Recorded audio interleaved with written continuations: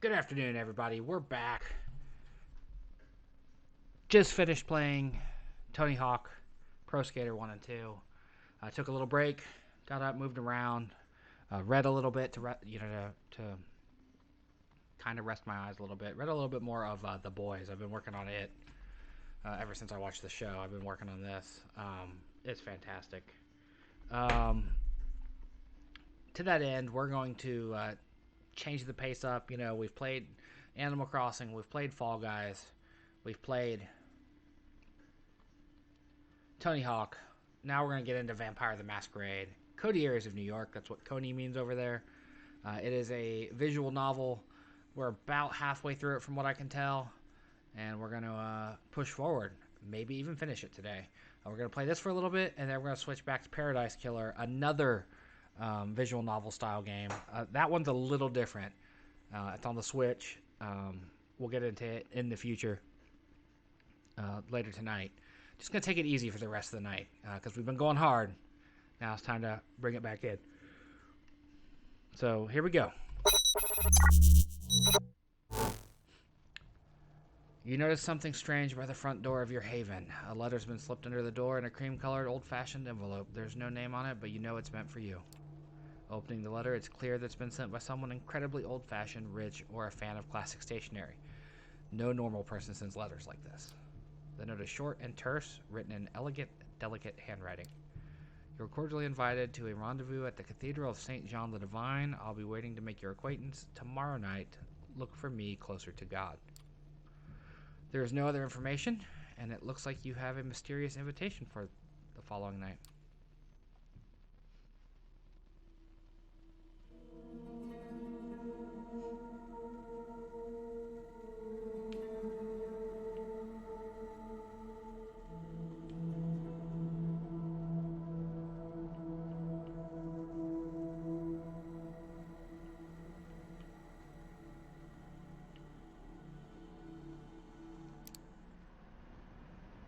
You haven't been to a church since you became a vampire, or kindred as the euphemism goes.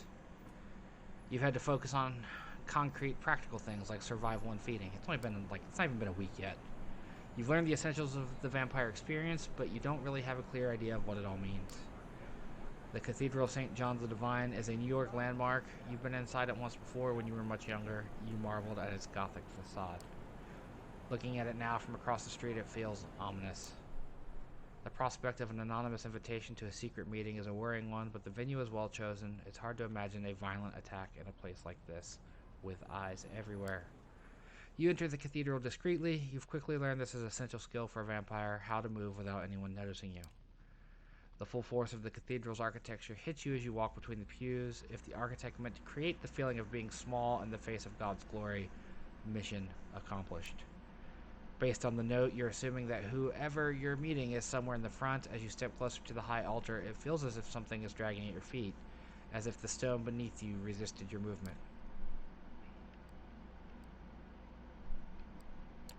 It occurs to you that many people might consider you a satanic creature, a vampire as you are. In movies, vampires can't enter a church. They're burned by a cross, and yet here you are. That means it's okay, right? There's an old man sitting in the front. You see only the back of his head, bowed down in silent prayer. Your footsteps echoed on the floor, and he turns to look at you. You can't take your eyes off him. He's tall, dignified, white hair, balding.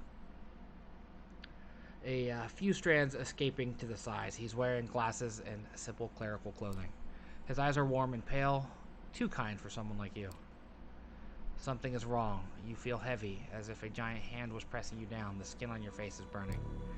Perhaps unconsciously you expected something like this, as a vampire walking into a cathedral. Only it's not the building or God making you feel like you're burning alive. It's the man, the priest. Welcome, my child. The priest's tone is kind, but the rising panic inside is telling you that the kindness is not for the likes of you. The only way to understand these painful feelings is to push forward and confront the priest. As you step forward to the priest, panic rises inside you. The emotions are hard to control. Fear, anger, pain, all trying to wrestle you in different directions. Away. Can I help you? Are you okay? The priest talks to you like he would a lost vagrant who has chosen to enter the house of God.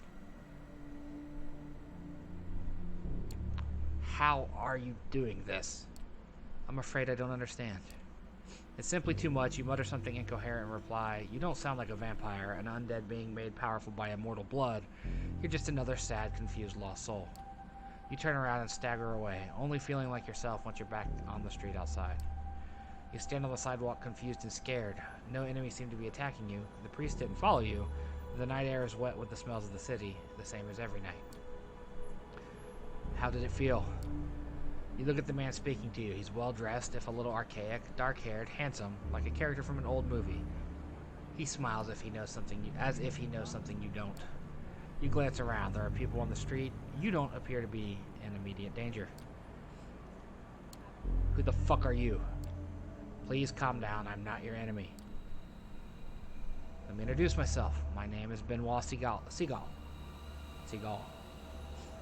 We share many things in common, even if you don't know me. Benoit offers his hand to you. Benoit's brows rise in surprise, and he returns his hand to his side. Would you mind sitting with me for a moment? Benoit points to a park bench nearby, in darkness because of a broken streetlight. Wary, you decide to follow him. Only an enemy totally unconcerned with the masquerade would attack you here. I keep wanting to say masquerade. Benoit sits down and you follow suit. For a moment, you both contemplate the cathedral in silence. I know how it feels, what you just felt. I have experienced it myself many times. For a moment, you consider how to respond. It's clear Benoit sent the invitation to come here and orchestrated this little setup. I'm thinking of hitting you in the face. Do I have a reason not to? You'll have to decide that for yourself. Let's talk a while, and if you still feel violent, I'll let you take a punch at me. I wanted you to meet Father Anthony, or see him, experience him. Did you wonder why it felt like that? Was it some kind of supernatural power? No, not at all. I don't think so. It's his faith that makes you feel like that. He's safe in his belief, while you are one of the damned. Do you ever wonder what's the role of a vampire in God's creation? You stop to think. Of course you've wondered what this is all about. Whether or not it's God or nature, you don't really know what being a vampire means.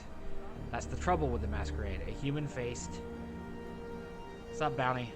With a human faced with a human problem can go online and find something that helps. You can't. The Masquerade means that everything there is to know about your condition is a secret, hidden away.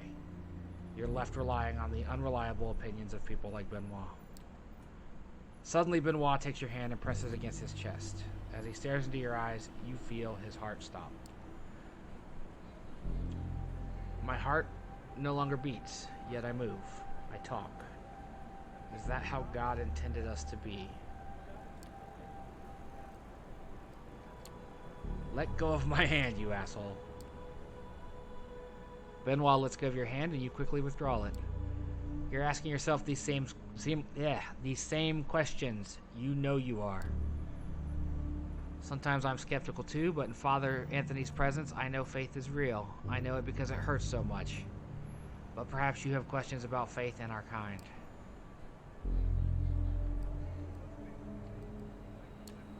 Yes, what are we?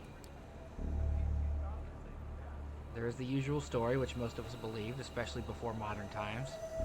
Cain was the first murderer. As punishment, God cursed him to walk in darkness and carry his mark.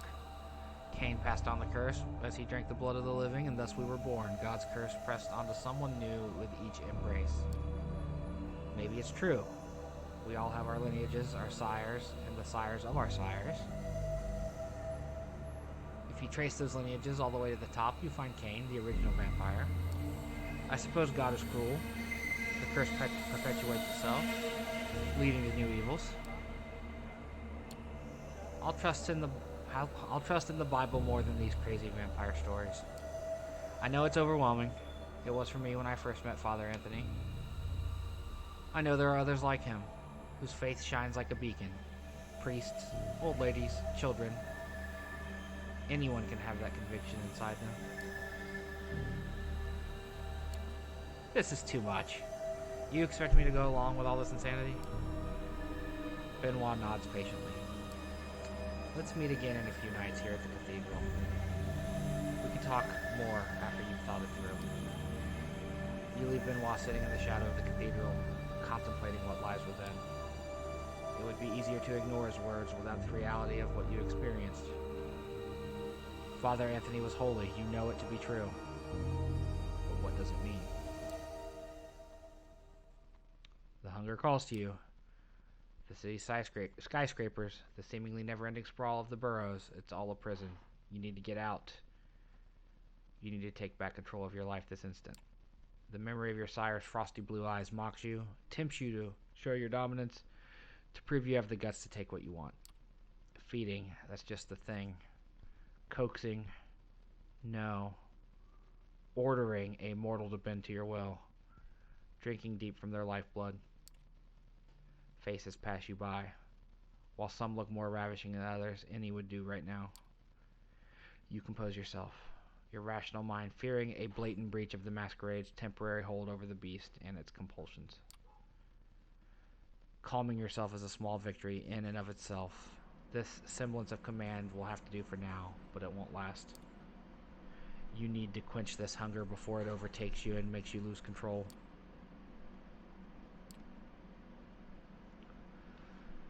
Let's go talk to the blood mage. You arrive at the address given to you by Sophie, a small bookstore smack dab in the middle of Broadway of all places. What really catches you off guard, though, is the store's display. From what you've heard about the Tremere, they're infamous for their ties to the occult and the mystical. And yet now, looking at the oddball collection of items in the display window, it all feels borderline satirical.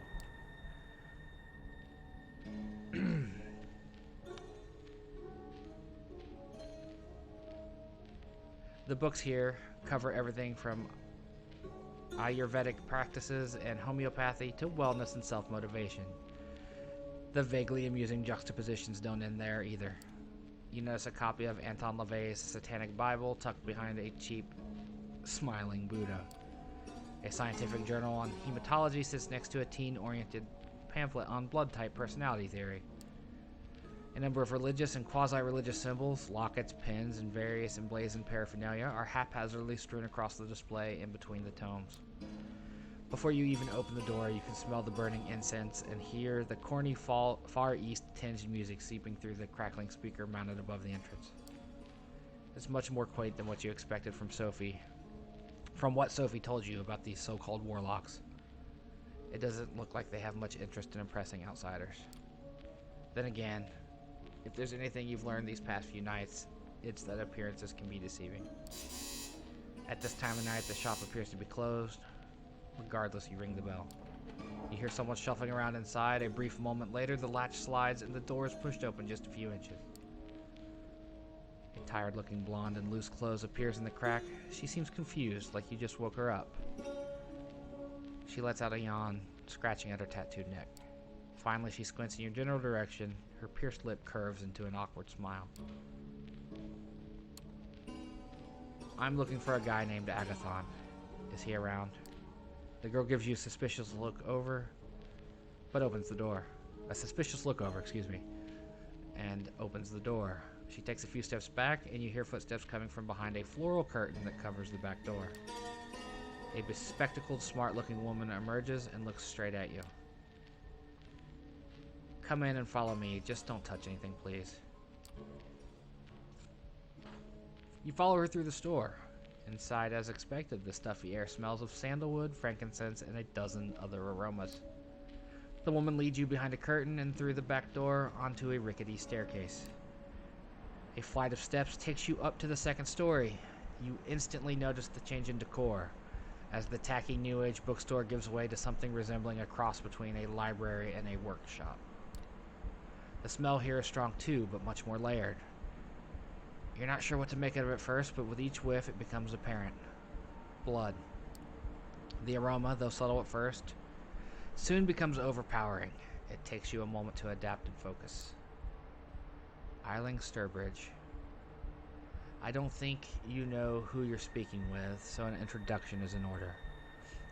My name is Eiling Sturbridge, and I am the High Regent of the Chantry of the Five Boroughs. Sounds important.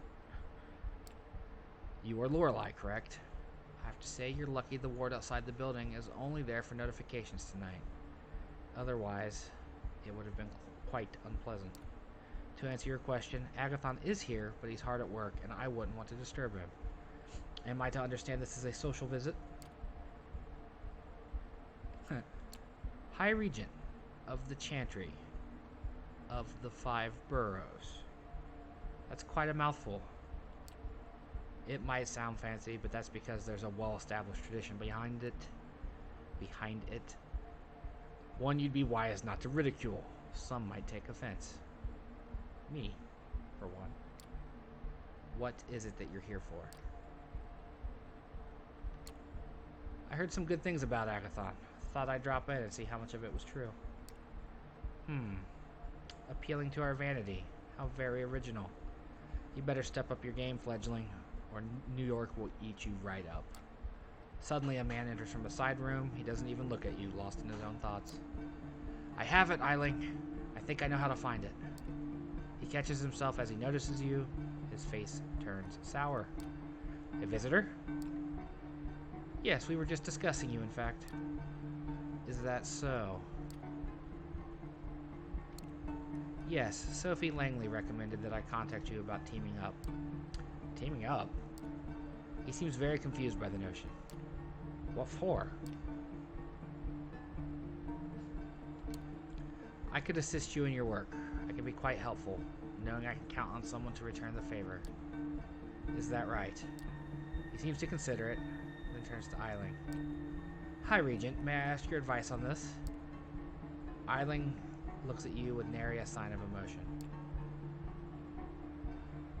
I believe that you are more than capable of carrying out your task, my child. I do not think any assistance will be necessary.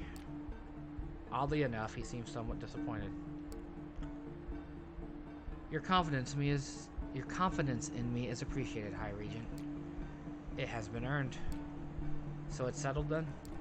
I would kindly ask that you leave, fledgling. We have many matters to discuss, matters not meant for undiscerning ears. Both of the warlocks look at you expectantly. Well, apologies for any inconvenience I may have caused you. Good luck with your work. You make your way downstairs. As you pass the blonde, who now seems to be napping behind her desk, Agathon reappears behind you. Wait. Come back up for a minute. Somewhat confused, you follow him back to the workshop. Eiling is leaning against a wall, watching you both with a keen eye. Listen. I tend to work alone. I am not used to socializing. But he hesitates for a while. When he speaks again, it almost comes out as a mumble. I could use some help tonight. Would you be interested in teaming up? Why don't you start by giving our intern here a brief explanation of what it is you are after? Agathon gives Eiling a hesitant look, but the woman nods approvingly. Encouraged, she turns towards you. A member of our clan disappeared without a trace a handful of nights ago. While the High Regent investigates if any foul play was involved, I have been tasked with recovering her research notes. If there's anything left to recover, that is. I may have an idea of where to start looking, and I suppose this is where you come in. If you truly wish to help, I could use your assistance tonight. Right now, in fact. Given the time we've wasted on idle chatter, I should leave immediately. That research sounds pretty important. What's it about? A single glance at Eiling is enough. You can tell you're not getting an answer, at least for now. It's important to us. That's all you need to know. These people aren't in the habit of making things simple. Facing layers upon layers of secrecy, you can only hope that what lies beneath is the real deal. I'm heading out. Are you coming or not? Sure, I'll join you. Very well. He gives Eiling a slight bow. High Regent, with your permission. She nods. Before you go, however, Lorelei, defer to Agathon in all things. Our clan values obedience above anything or above everything else. Prove you can follow, and this might turn into a mutually beneficial relationship. I will await his return and report. Good luck, my child. Agathon bows again and heads out, urging you to follow. The High Regent watches you leave. Outside, Agathon leads you to his car. It's almost funny seeing him get behind a wheel. Somehow, you'd expect a more mythical means of transportation. You drive south, heading to the Lower East Side. Agathon seems lost in thought. Either that or he's a very careful driver. Either way, several minutes pass in silence. You decide not to disturb his thoughts, and are surprised that it's him who breaks the silence as you're about halfway over the East River. Let me ask you something. Why me? There's likely a couple hundred of us kindred in New York, yet you seek me out specifically. Why? For one, Sophie spoke highly of you. She gave me a short list of people to meet. You were on it. I see. Once more he grows silent. You're unsure whether to continue prying as your driver seems to disappear into his thoughts. You drive into Williamsburg and stop by a fancy-looking building. We're here. There's a restaurant on the top floor. You wanted to help, so here's your chance. I need you to get us inside the VIP lobby. You recognize the place. It's where you were embraced a mere few nights ago. Funny how this restaurant is apparently a vampire magnet. Once we're in, I need about a half hour of focus and some space. It'll be up to you to keep attention away from the room. Can you do it? He doesn't wait for an answer and points to the front door. Go ahead, I'll be right behind you.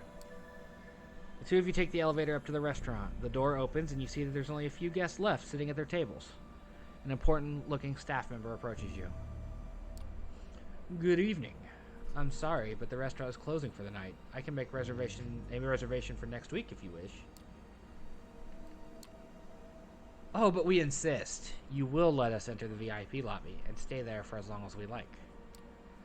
But of course. Please, come in. You walk in, trying to look casual, and make your way towards the VIP lobby. You step inside and close the door behind you. This is a familiar sight. The same place where you had your last meal as a mortal. Strange. You should feel something. But the lavishly decorated room looks almost plain to you. Your companion looks at you with something akin to admiration, or at least that's how you choose to interpret the slight change in his usual somber facade. Not bad. Not bad at all. He inspects the room.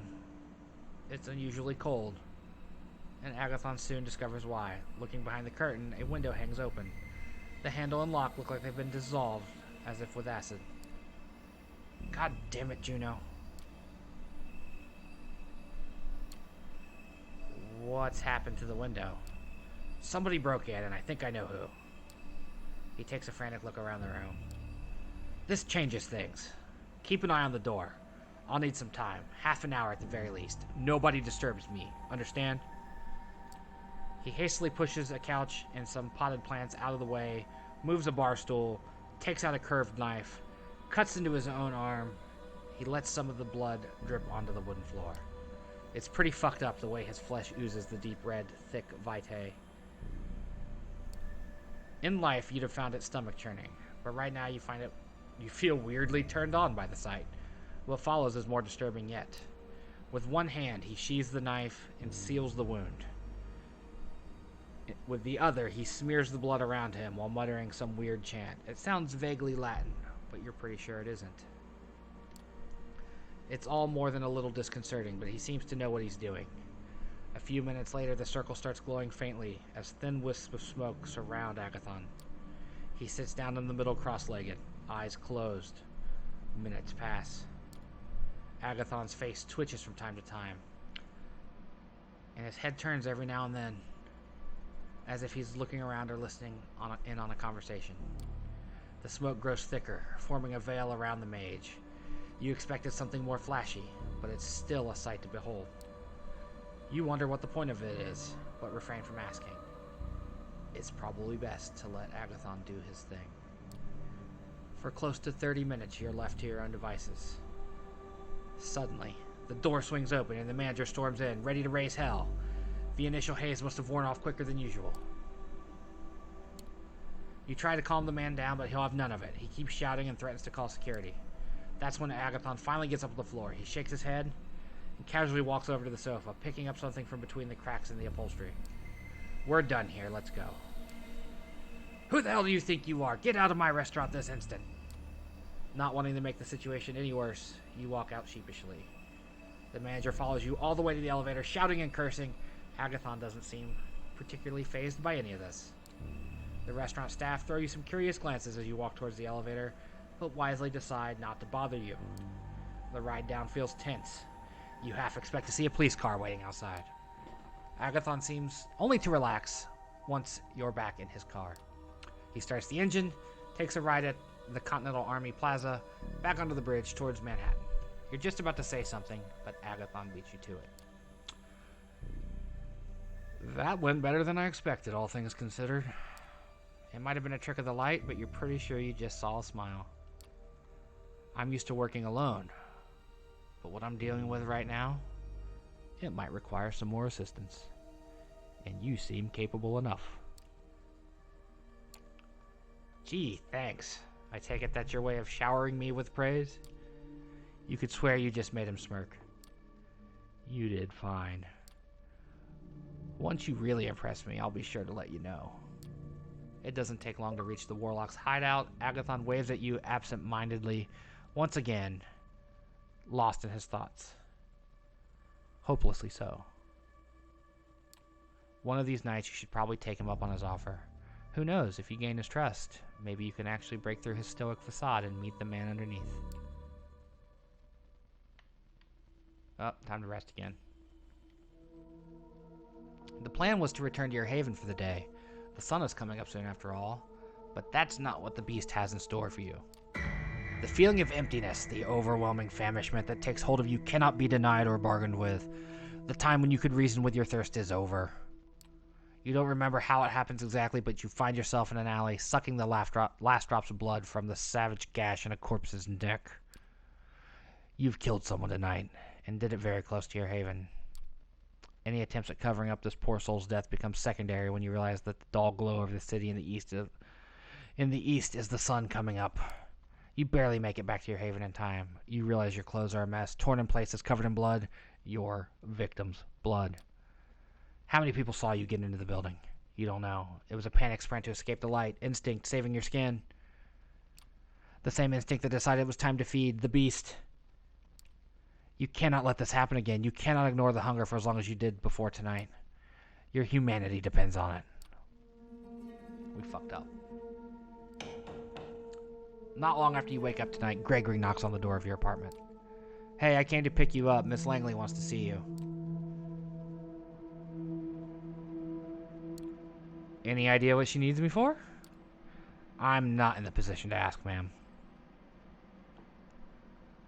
Yeah, the art in this game is beautiful, Bounty. He smiles politely. The car's waiting, shall we? You wrestle with the same thoughts as a few nights ago. Maybe you should just leave, disappear. Let Sophie find somebody else to employ. But then you remember the Anarch thug being cut down by Kadir, and how close you were to the same fate. Not even a week ago. And that it might still happen if you step out of line. You follow suit. As with your previous visit here, Sophie seems not entirely present when you enter. Her eyes are locked on one of the paintings in the room. You're pretty sure it was here earlier, but she's behaving as if she's seeing it for the first time in her life. Entirely entranced. Gregory clears his throat. Sophie turns to the both of you, a bit of irritation in her countenance that soon gives way to a pleasant, warm smile. You're here. Excellent. Thank you, Gregory. Her driver leaves, and she turns her attention to you. I hope you had a good few nights and made some new acquaintances, but I have to say, I'm happy to see you, Lorelei. Thank you for coming. The change in the mood of the room is so sudden and startling, it makes you consider the true power of vampiric charisma. Rationally, you know you're being manipulated, but you don't even care. Her eyes, her motions, her entire body language, all feel 100% genuine and expressing legitimate interest in you and your well-being. I have a request for you this night. I need you to find somebody for me and make a delivery. She points to the statue at the side of the room. You notice a plain-looking flash drive lying on the edge where the inanimate archer's bow touches the pedestal. The man you'll be looking for calls himself Kaiser. He has eyes and ears all over New York, and it's rare for something not to happen here without his knowledge. I'll need you to take this flash drive and bring it to him. In exchange, he will give you an address, which I need to know as soon as possible.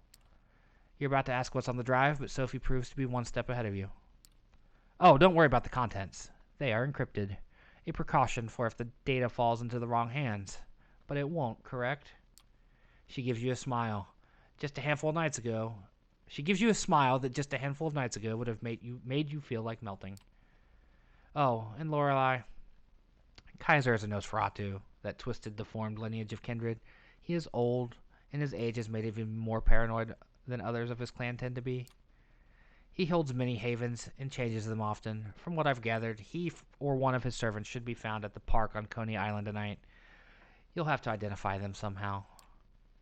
I'm told Kaiser has spent many of his nights these past few years being driven around the city in a black limo. Maybe keep an eye out for it. That smile again, but much shorter. Anything more you can tell me about Kaiser? He's been here a long time. About as long as I have. He got into a lot of trouble for exchanging information with both the Anarchs and the Camarilla in the past, but ultimately got off scot-free. Kaiser's web of information proved to be strong enough to shield him from the consequences of playing both sides. Some say that's the best proof of his abilities. In any case, be careful when talking to him. He's very particular about everyone's etiquette except his own. Good night and good luck. She flashes one last smile and turns back to the painting. Clearly done with the conversation. You pocket the flash drive and head out toward Coney Island. It takes you the better part of an hour to reach the lights and sounds of the Coney Island amusement park from the city. The drive is almost pleasant this time of night. Thank God for Belt Parkway. There are plenty of people here tonight, but nobody who stands out as a traveling purveyor of secrets. Then again, if they did stand out, it would be kind of pointless, right? Nothing to do but figure out the right approach. Search for signs. There are plenty of nooks and crannies to investigate around here, but if Kaiser frequents the area, there has to be some kind of clue to grab onto, right? You spend a good hour snooping around, eyes peeled for the black limo Sophie mentioned, or any sign that a Nosferatu, or any vampire, has their haven around these parts. Zilch. Annoyed, you turn back toward the lights of the amusement park, only to find a man standing in your way. Wearing an oversized jacket, he had the air of a junkie or dealer about him. Who knows what he's got in those pockets? You lost?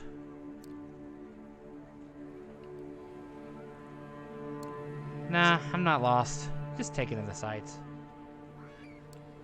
Sure you are. He looks at you intently like he's trying to guess your real purpose here. Get out of here before I kick your ass. You're asking for it. Don't push me. Look who's talking. He doesn't take that well. He reaches into his pocket, produces a gun. You rush him. Bang. The bullet hits you, but you barely notice. What would be a debilitating wound for a mortal is just a scratch for you. Shame about your clothes, though. It takes a bit of brawling. The man's stronger than you'd expect, but using your powers, you're able to overcome him. With a few hits to the jaw, the man passes out from the pain. Searching him, you find a fancy phone that doesn't look like anything readily available on the market. The phone's locked, but a recent smudge on the screen gives you a rough idea of what the combination might be. You get it right on the second try. Clean your screens, folks. There's just one number in the phone book, unlabeled. You dial it and hear someone pick up. The voice is like a rusty pitchfork scraping against gravel. Wow, a pitchfork. Jackie? You're messing up my snuff session here. It better be something big. Hi, I have something for you from Sophie Langley. Care to come pick it up? Silence, not even a sound. The call ends. You try calling again, but the number is blocked. Nothing to do but wait and see if he shows up. Not 15 minutes pass before a black limo stops near where you're waiting. One door opens an invitation. The inside of the limo used to be a luxury lounge, the kind with a stripper pole and a bar full of alcohol. But currently it has none of that. Instead, there are monitors and consoles. Are there stripper poles inside limos? I've never seen such a thing. There are dozens of displays, each one showing something different. Surveillance camera footage, stock market quotes, television news, emails, tweets, silent movies, lo-fi footage of a gory torture session. Gross. You wonder if the limo's owner can focus on anything while he's surrounded by all the visual noise, and then realize there's nobody there. Or is there?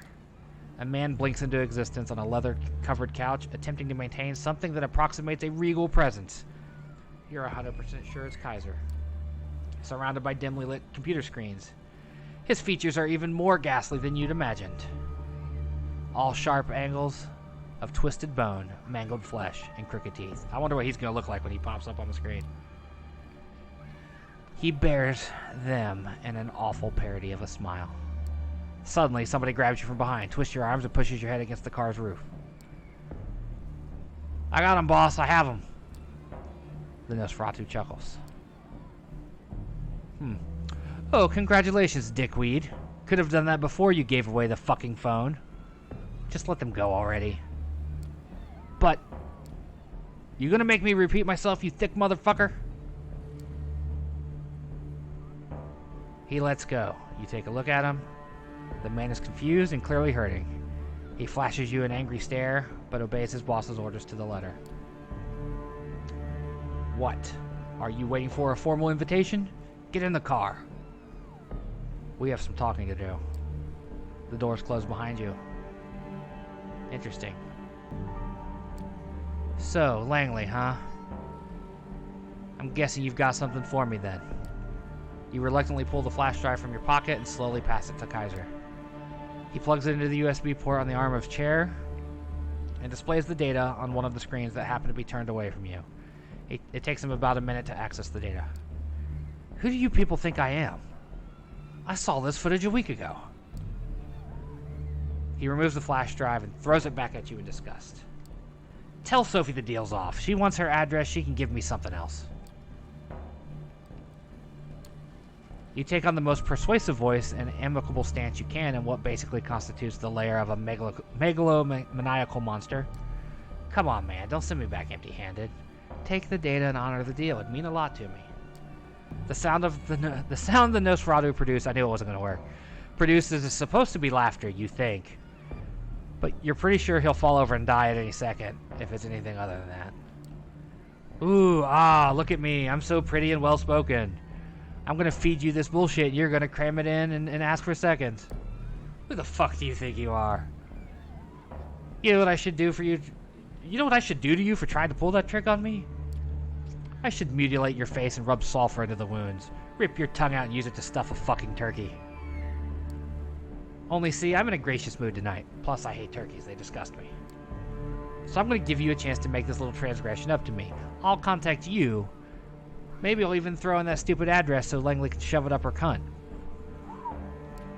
But right now, unless you want me to get really pissed off, you'll show yourself out. You're pretty sure you're done here. You get out and close the door behind you. The car immediately starts backing up. The opaque windows slide past, and soon the limo is on its way. Kaiser's lackey is nowhere to be seen, so you make your way to your car and drive back, wondering what tomorrow brings.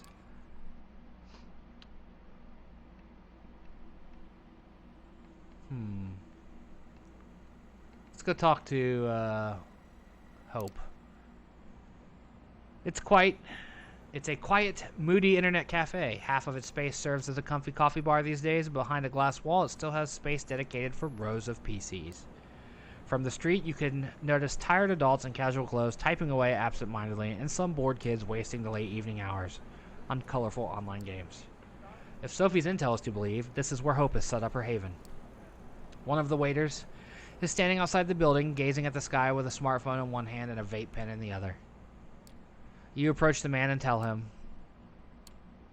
I'm looking for Hope. Heyo, Sky High. He releases a soft chuckle. Yeah, you and me both. The man slowly takes a drag from his e-cig, sizing you up and down in silence. After a long, awkward moment, when you're ready to leave him be, he raises his voice again. Come, right this way. He heads back into the cafe and you follow his lead. When you make your way through the space, with computers, no one averts their gaze from the spreadsheets, emails, Facebook profiles, or games of Fortnite. It's a common sight, One you wouldn't have paid much attention to a few weeks ago, but now it seems so unnervingly quaint. Would they still be spending their time like this if they were immortal? I mean, if you're immortal, you got all the time in the world. Why would you not? The waiter unlocks an unassuming door at the end of the room and lets you inside. You two swiftly make your way through a labyrinth of sterile gray corridors, taking confusing twists and turns. Feels like you're traveling into a different world, crossing one invisible portal after another. Eventually, you reach your destination. Your guide motions you to enter a dark room with a lone source of pale light. A computer screen in the distance beckoning you to come closer. As you do, you hear the door shutting behind your back and a short chuckle echoing behind it. Is this the place? Nothing else to do but sit on a chair in front of the computer. The monitor displays a modern chat application. A cursor is blinking in the user nickname entry field in the middle of the screen, obviously expecting you to input your handle. After brief consideration, you type in. Maybe it's your newfound sensibilities going haywire, but this place has a barely noticeable sleazy aura. Might as well go along with it. You input pornos collector and push the enter button.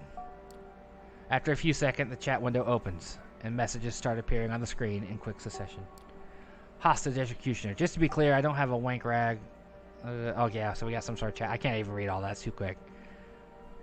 God, I'm so horny. Not sure why I need to lie about this one. You and me both, bozo. Wait, who is pornos collector? No idea. New user. Wasn't here second before. Pornos collector. Identify yourself within 2 minutes or get banned. The chat goes silent. Everyone's seemingly waiting for you to say something before proceeding. This must be a close-knit group. Better say something before they kick you out. Pornos collector, looking for hope. Is she here? Who the fuck are you? This was meant to be a safe channel. Hold on. I'm not even going to try to read all these. This is just too much.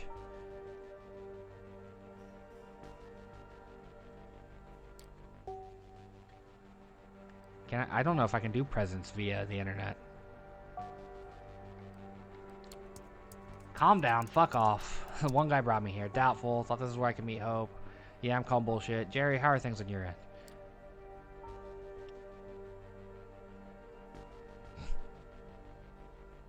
Someone changed their name to fuck pornos collectors.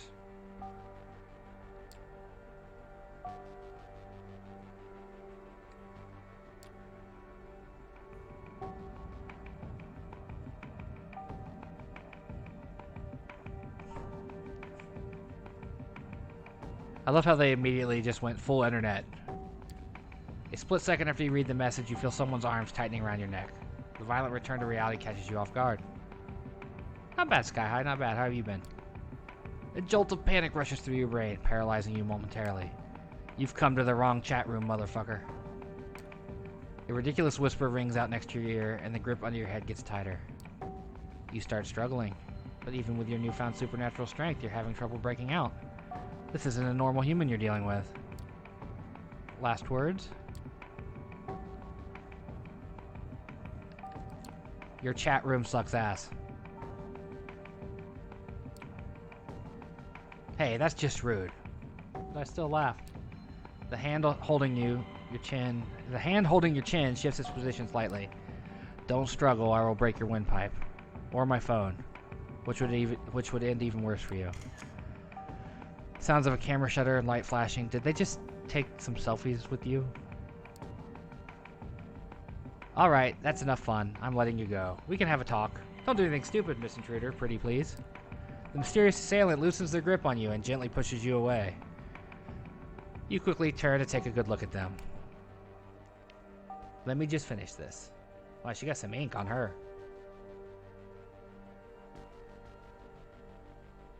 Some silly stuff, too, looking at it. It's a pale blonde woman in her 20s, giving you slightly judgmental looks while rapidly tapping away at her phone screen. First, you notice her outrageous outfit, seemingly thrown together from random thrift store finds. That's definitely what it looked like. Then you take note of her tattoos, a sprawling tapestry of odd patterns and designs covering every visible part of her body. At first glance, it all seems aimless, but has a consistent sense of style upon closer inspection. Her eyes focus on you for a second. Gave you a scare, huh? Sorry, that's what you get for entering a lady's haven without her permission. And she's back to her phone. With her relatively small build, it's hard to believe you had trouble overpowering her physically. But then again, nothing is what it seems when it comes to the undead.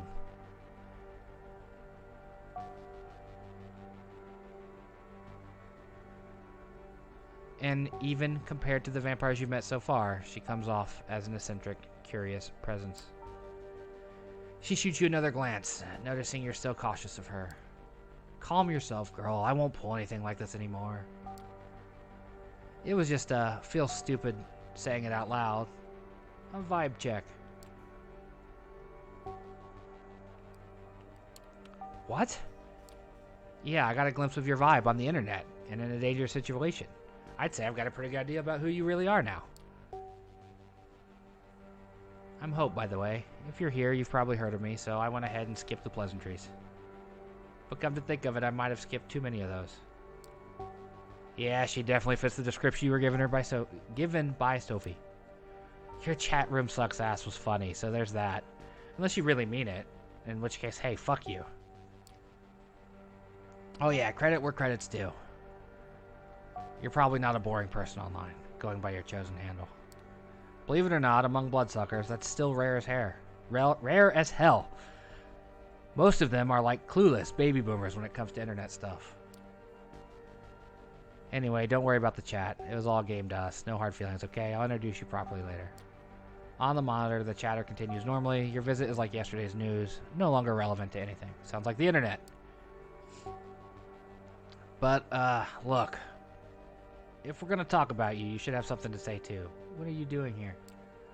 About time, she asked. Note to self, she really loves the sound of her own voice. Sophie Langley sent me here. Langley? Wait. Shit. Shit. Are you the new Langley plaything? Word seems to be getting around fast. Of course you are. It was obvious the second Langley got her hands on a new servant, she'd start building a network.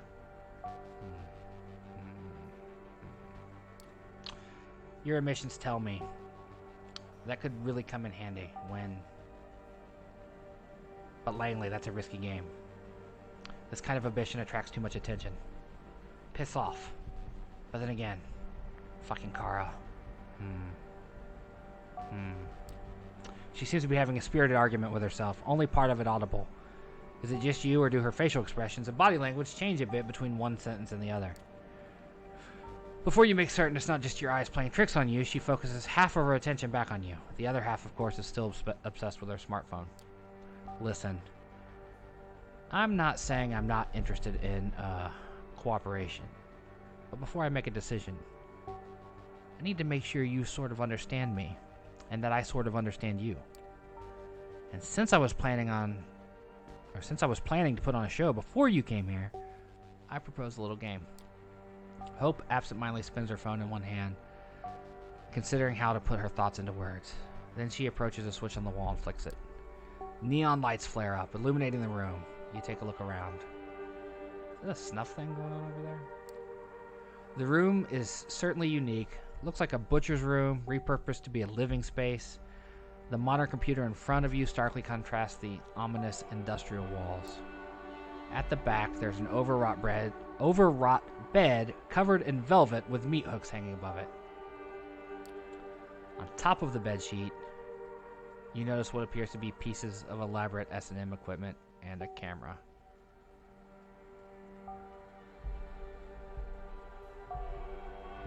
What were you saying about PG, Sky High? Wait a minute. You want my help moderate my cam show.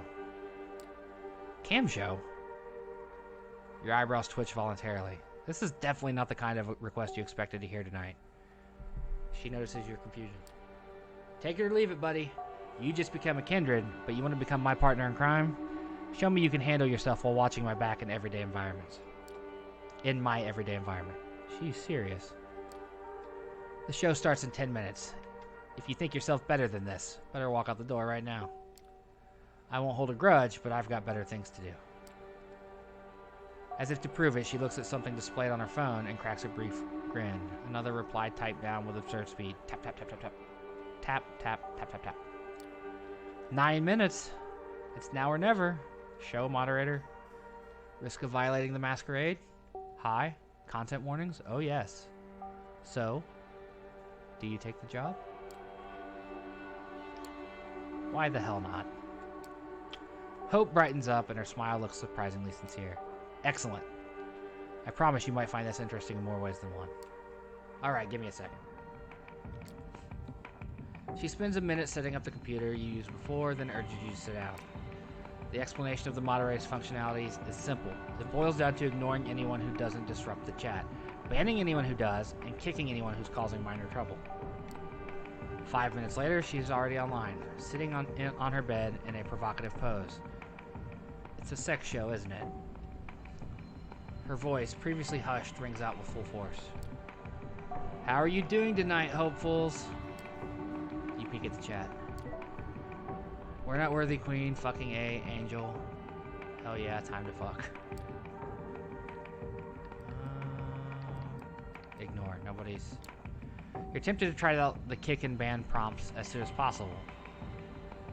But obviously you won't punish anyone for dirty talk.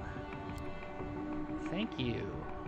Today's show is quite special. Please welcome our new moderator, Pornos Collector. Turtle guy, laugh element, who? Sorry for sentencing you to death earlier.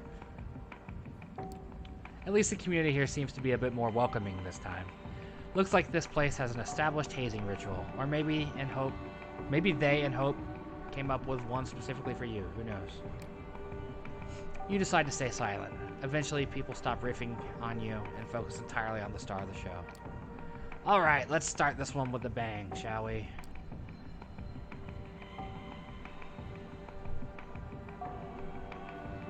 I'm not going to read all the chat stuff. So this is where the strip show starts. You raise your head, curious as to what kind of performance she's going for. First, she opens her mouth and reveals her retractable fangs in front of the camera. Holy shit. Just right away, just no more Masquerade. Right off the bat, the online audience is treated to a sight of her wholly human set of teeth turning into a monster's maw. The image is both revolting and fascinating. She raises her left wrist for everyone to see, and then bites. The fangs immediately turn her arm into a horrifying, gory mess. It's unclear if she used them to slash or bite, but one thing is for sure. No ordinary human could cause such damage. If an ordinary human suffered such a wound, you'd expect a geyser of blood appear too. A geyser of blood to appear too. But it doesn't. Hope's technically a corpse, so that's impossible. She flashes a monstrous smile and starts smearing Vitae all over her hand to maximize the impact of the violent image. Then she starts drinking it up. She makes it a point to make the sight as gruesome as possible, looking like a hyena feasting on a corpse. The contrast of her behavior with her look of an Instagram model is stunning. Once she's done, she reveals her wrist to the camera for the last time. She starts making theatrical gestures with her right hand as the wound begins to mend. Shortly after, the wound is gone. It's like a magician's trick. Her left hand now looks like nothing bad has ever happened to it. Here's an appetizer. First blood to kick off the show. While you're wondering what the hell's going on, Hope catches a glimpse of your bewildered face and turns into your direction. How's that for an opening? This isn't a sex show? Sex? What, were you counting on me getting naked in front of you or something? Oh, honey, we've just met each other. If you expected a strip show, yeah, sorry to disappoint. This is more like a live-streamed digital art. The erotic subtext is there, of course. You peek at the chat, they're going wild.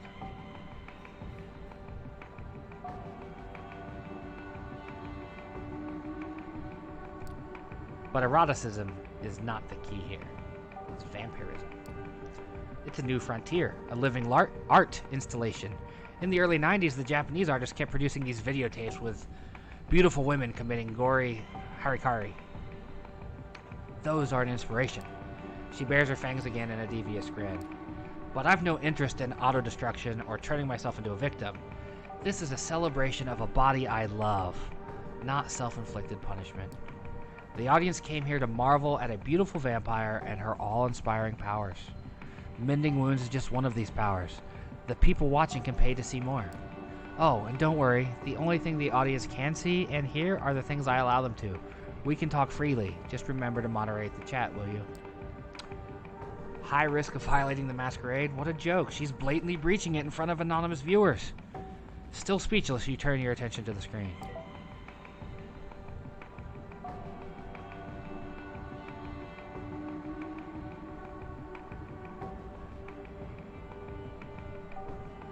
Okay, nothing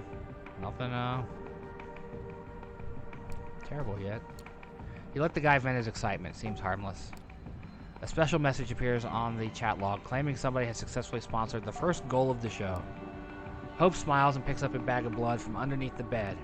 It must have been retrieved from a blood bank. She showcases the label to the camera for everyone to see. Lots of drink ups.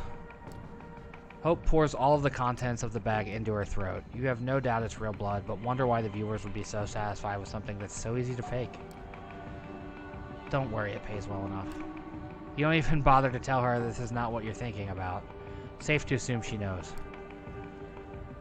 So, what do you know about the kindred and the internet? Have they told you anything?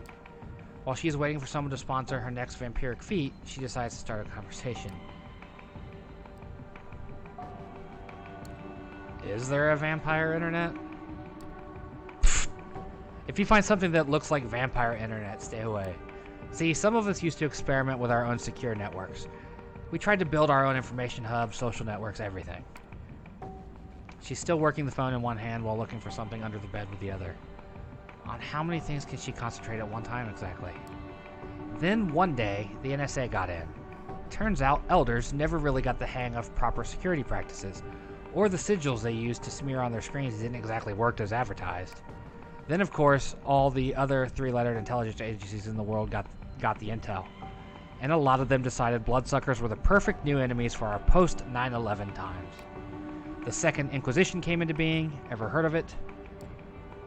A lot of our kind died just because they were too present online. Right now, the remains of our old network serve as government honeypots, kept alive to attract fledglings and hunt them down. You post a certain keyword on Twitter or Facebook, you get tagged for investigation, you fit certain patterns, you get tagged for investigation. So there is a certain thrill in becoming an online presence without attracting attention from the authorities. She stretches on the bed. I hope you're still monitoring the chat. Of course you're not. You're not as good as dividing your attention as she is. You correct your mistake and check the recent messages.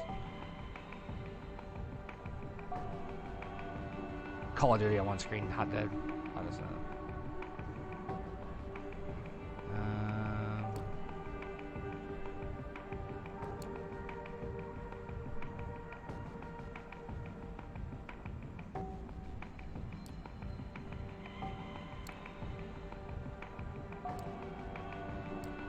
She's keeping close tabs on you. Anyway, yeah. When the Nosferatu admitted to the Camarilla their network got compromised, the elders went batshit insane. Internet communications became strictly forbidden. There were executions. A lot of people who use social media to secretly contact their mortal families and lovers got off. That goes without saying.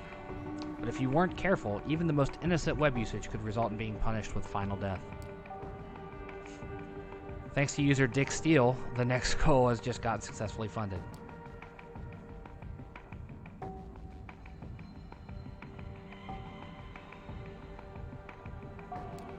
She raises her hand. 3 fingers up, 2 fingers up, 1 finger up. The countdown ends and she immediately disappears from the screen like a ghost. You can still see her on the bed, but the live feed indicates there's nobody there. When you deeply focus on the digital image, you swear you can make out some unusual glitching where her silhouette should be.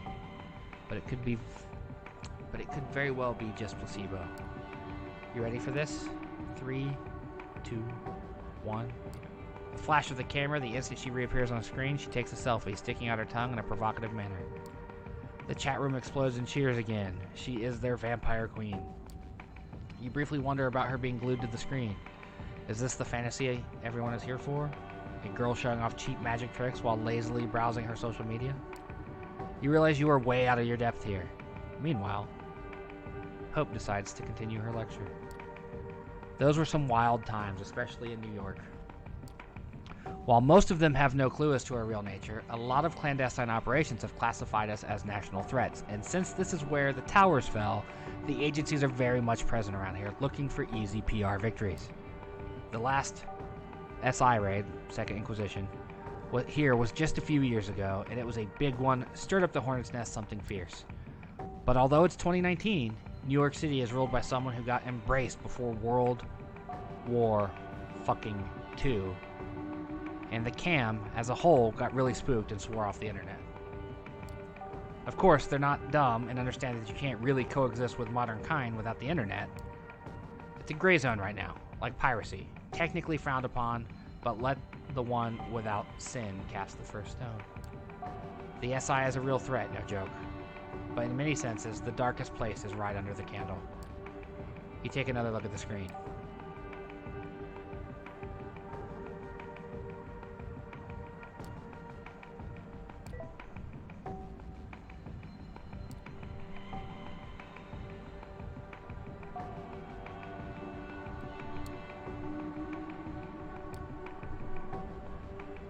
Oh, whoops.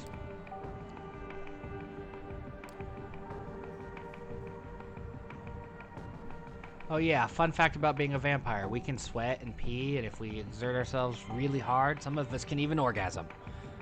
We can even cry, but only tears of blood. It's something I've always dreamed of doing when I was 14, so romantic, and it drives them crazy. As proof of her words, a scarlet tear starts running down her face. The chat goes wild. This seems to be exactly the kind of thing they've been waiting for.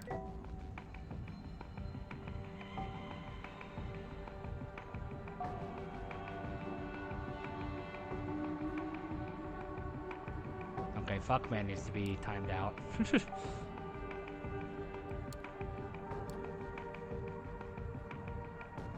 Just to be clear, you realize what we're doing here is a blatant breach of the Masquerade, right? I honestly expected you to leave or inform somebody by now, but you haven't, have you? You try to focus on the chat. In any case, the last goal's just been funded. It's time for the great finale. This is what you've all been waiting for, right? Her voice has changed. She gets closer to the camera, letting her face fill the frame of the live feed. Her mesmerizing eyes are focused purely on the viewers. You wanted blood? Come out into the streets, claw out your neighbors' throats, slash their veins, and drink up.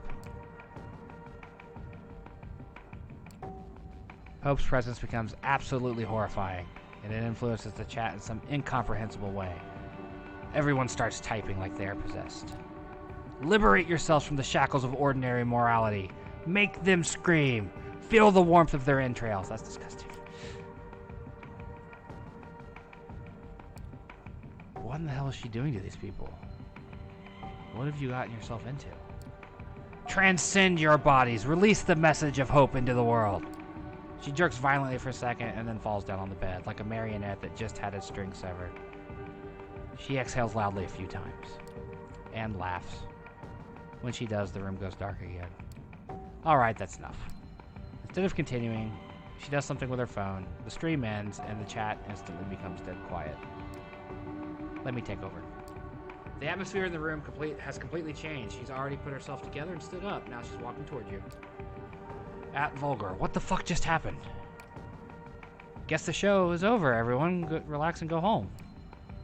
Aw, I was almost ready to come, bros. Hostage. I swear on my father's grave, one day I will find you and kick the ever-living shit out of you. After every line she delivers, she changes her voice. The way she puts her lips together, even the way she moves. You've caught a glimpse of her acting this way, but only now have you started to figure it out.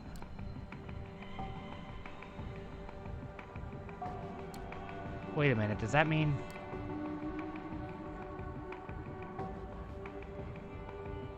I'm immortal. I'm bored. I'm separated from most vampires in this city by a generational chasm. And I'm so goddamn lonely. The internet used to be my only friend. Years ago, I started researching tulpas, collective unconsciousness, all the mumbo-jumbo at the intersection of psychology and spirituality, and I decided to experiment.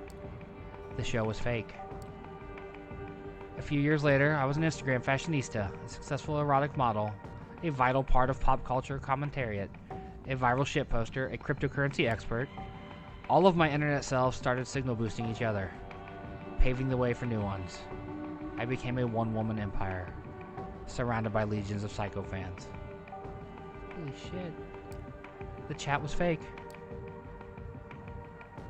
Some may think of it as a dissociative identity disorder, but that's bullshit. Everyone has online alter egos they buried. I just resurrected them, gave birth to new ones, and let them crossbreed. Her constant tapping on the phone, even during the show, somehow she's capable of impersonating an entire chat room. I don't even have a self that could disassociate or be mentally ill. I'm a host, a living database. I live because I find it fun to be an information conduit, to process trends and support the ones I deem worthy. There was no Masquerade violation. She was showing off her skills all along. She put you into a world of pure fiction, the same way she was testing you back when she attacked you from the back. Damn, she's good at this. Of course, you can just ignore what I'm saying and decide that I'm another deranged Machiavellian. But hey, annihilation of the self is the only way to survive in the 21st century. And if there ever was an era that demanded images of beautiful people transcending beyond humanity and inspiring others to do the same, it's this one. Although for now, because of Masquerade, my audience is quite limited. Speaking of, you want to be the star of my next movie?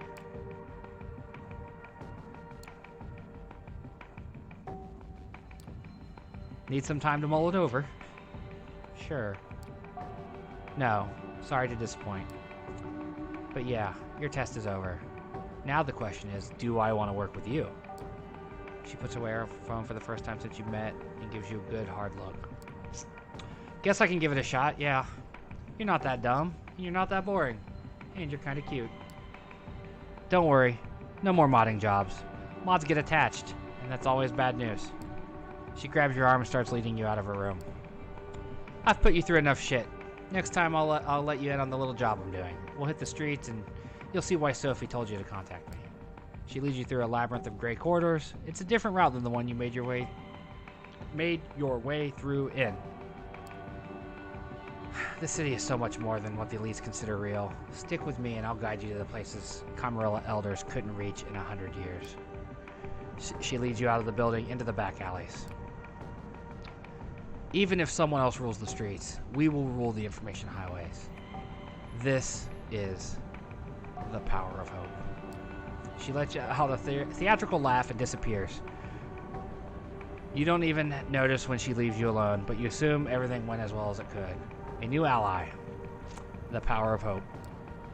As you walk off into the night, everything around you feels a little less tangible than it did a few hours ago. It's time to rest. You're walking down the street towards your haven.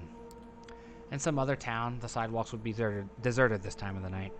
In New York City, there are plenty of passerbys going about their business. It's easy to be paranoid when you're a vampire surrounded by a crowd of humans. The kindred have many enemies, and all those enemies have one trait in common. They're invisible, indistinguishable from normal humanity. Other vampires, hunters, all look like people. Is that old man just a tired restaurant worker or a kindred thrall tailing your movements? Are the officers idly waiting in a patrol car ordinary cops or Second Inquisition specialists looking to end undead threats? This kind of thinking leads to madness, but you can't shake the feeling that someone is watching you. It's not the first time you felt like this. Whatever this is, it's probably something you have to take care of. Best case, someone is tailing you. Worst case, you'll be attacked and killed. Unfortunately, being undead has its limitations. The sun is coming up soon, and you'll burn to a crisp if you stay on the streets. You reach your haven and settle in for the day, disconcerted by the idea that someone might know where you sleep.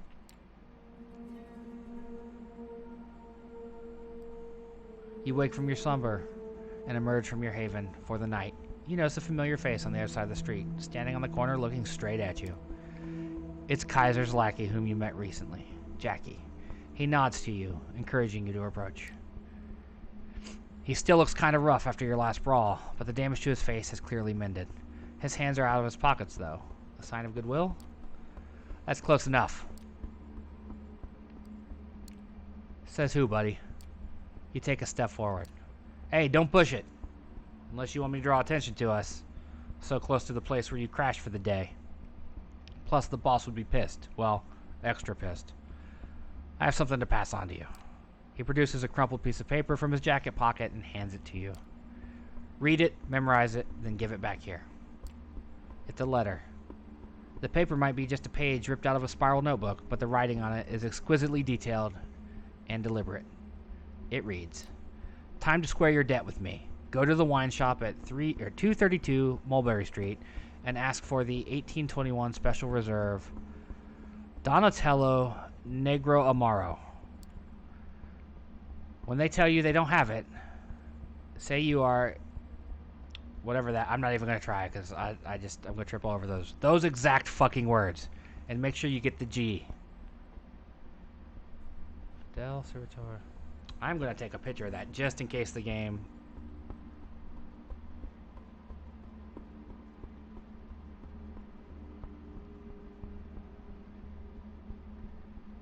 App. Switch. There we go. I want to have that on my phone just in case, you know. You get a bottle, take it, and leave by saying grazie. Don't ask how much it is or anything. Just walk out. When you have it, come back to Jackie Boy here and let him know. You done? Memorize that shit and hand it over. What's with this letters, passwords? What's with all this cloak and dagger nonsense? That's how the boss likes it, and who am I to argue? I just do what he says. You about done with the letter? You note the phrases and addresses mentioned in the letter, then hand it back to Jackie. He immediately reaches for a lighter, burns the letter, putting out the ashes with his boot. So yeah, when you do what the boss asks, come back here so I can tell you where to go next. I'll be in the alley over there, so find me when you have the item, whatever it is, I don't know. And the boss made it extra clear that I shouldn't care. So I don't. See ya. He shuffles away and leaves you to pursue the lead from the letter. Time to pay a visit to Nolita. You arrive at the address mentioned on the note. Not counting the local restaurant patrons, the street is mostly empty at this time of the night. But curiously, the wine shop is still open. Inside, a small middle-aged woman with curly hair stands behind the counter in front of a wall filled with wine bottles. There's a door at the back of the room with a small table and chair, occupied by a man in a black faux leather jacket with slick combed-back hair. He's reading a newspaper, but pauses as the little bell rings when you open the door. He takes a sip from a small steaming cup and then gets back to his broadsheet. Good evening. How can I help you? I would like a bottle of the 1821 Special Reserve Donatello Negro Amaro, please. Let me check our stock. She seems to be looking through a database on the laptop sitting on the counter. She puts on a polite smile. I'm afraid we don't have that one at the moment. Sorry.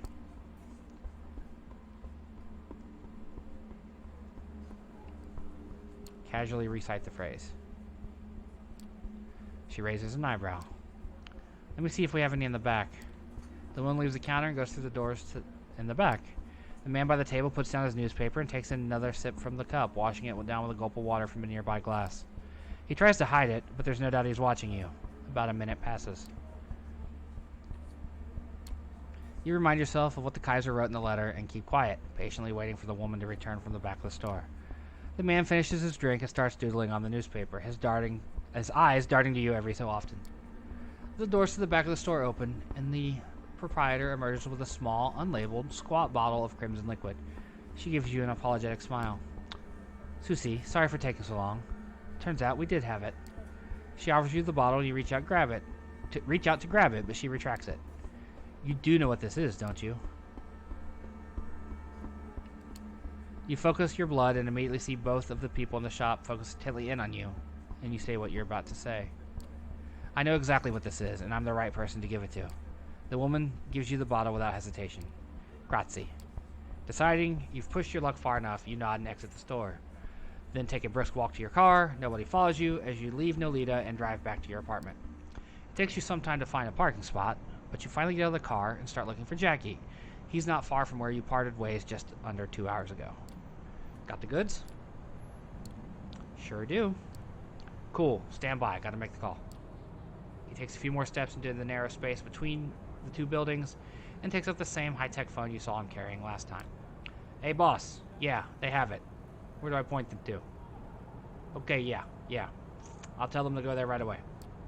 He puts the phone back in his pocket and turns back to you. Willets Point. Half an hour, so you better step on it. See you around. With only a flippant smile, he starts walking down the street. You make your way back to your car and drive. You had to push the speed limit to make it on time, but you're here. Willets Point is quite a change of scenery. The place is a post-industrial dump, the nearby stadium notwithstanding. You stop your car once you realize that if you go any further down, the potholes will kill your chassis. You step out into one of those gashes in the asphalt, splashing in the ankle-deep water. Kaiser's limo is nowhere to be seen. In fact, the whole place is pretty much deserted other than the apparent proprietor of a lonely bar, a middle-aged woman who's just locking the place up.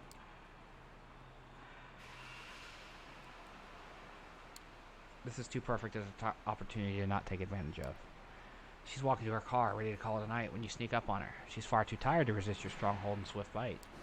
You can taste the caffeine in her veins, smell the cheap cigarettes in her hair, the old cooking grease in her clothes. She passes out. Your assault, the closing note of a long day at work. Poor lady. You let her down gently and feel a pang of remorse. You pick up the car keys she dropped and place her in the driver's seat. She'll find an explanation for passing out like this for sure. The bright lights of a car pulling over down the road illuminate you as you close the door. It's a black limo. Kaiser is finally here, it would seem. Same as last time, the car door opens, but nobody comes out. You know the drill. This time, Kaiser is visible when you look inside. You sit down and close the door behind you. So you pulled it off without a hitch then. Give it here. You hand the bottle over to the Nosferatu. He uncorks it gently, takes a whiff, and puts the cork back in. Yeah, that's the stuff. I can see you're useful beyond your charm with the subtlety of a battering ram. Good to know. Here's Langley's precious address. He passes you an envelope with what feels like a thick card inside. I should have tried to voice him earlier.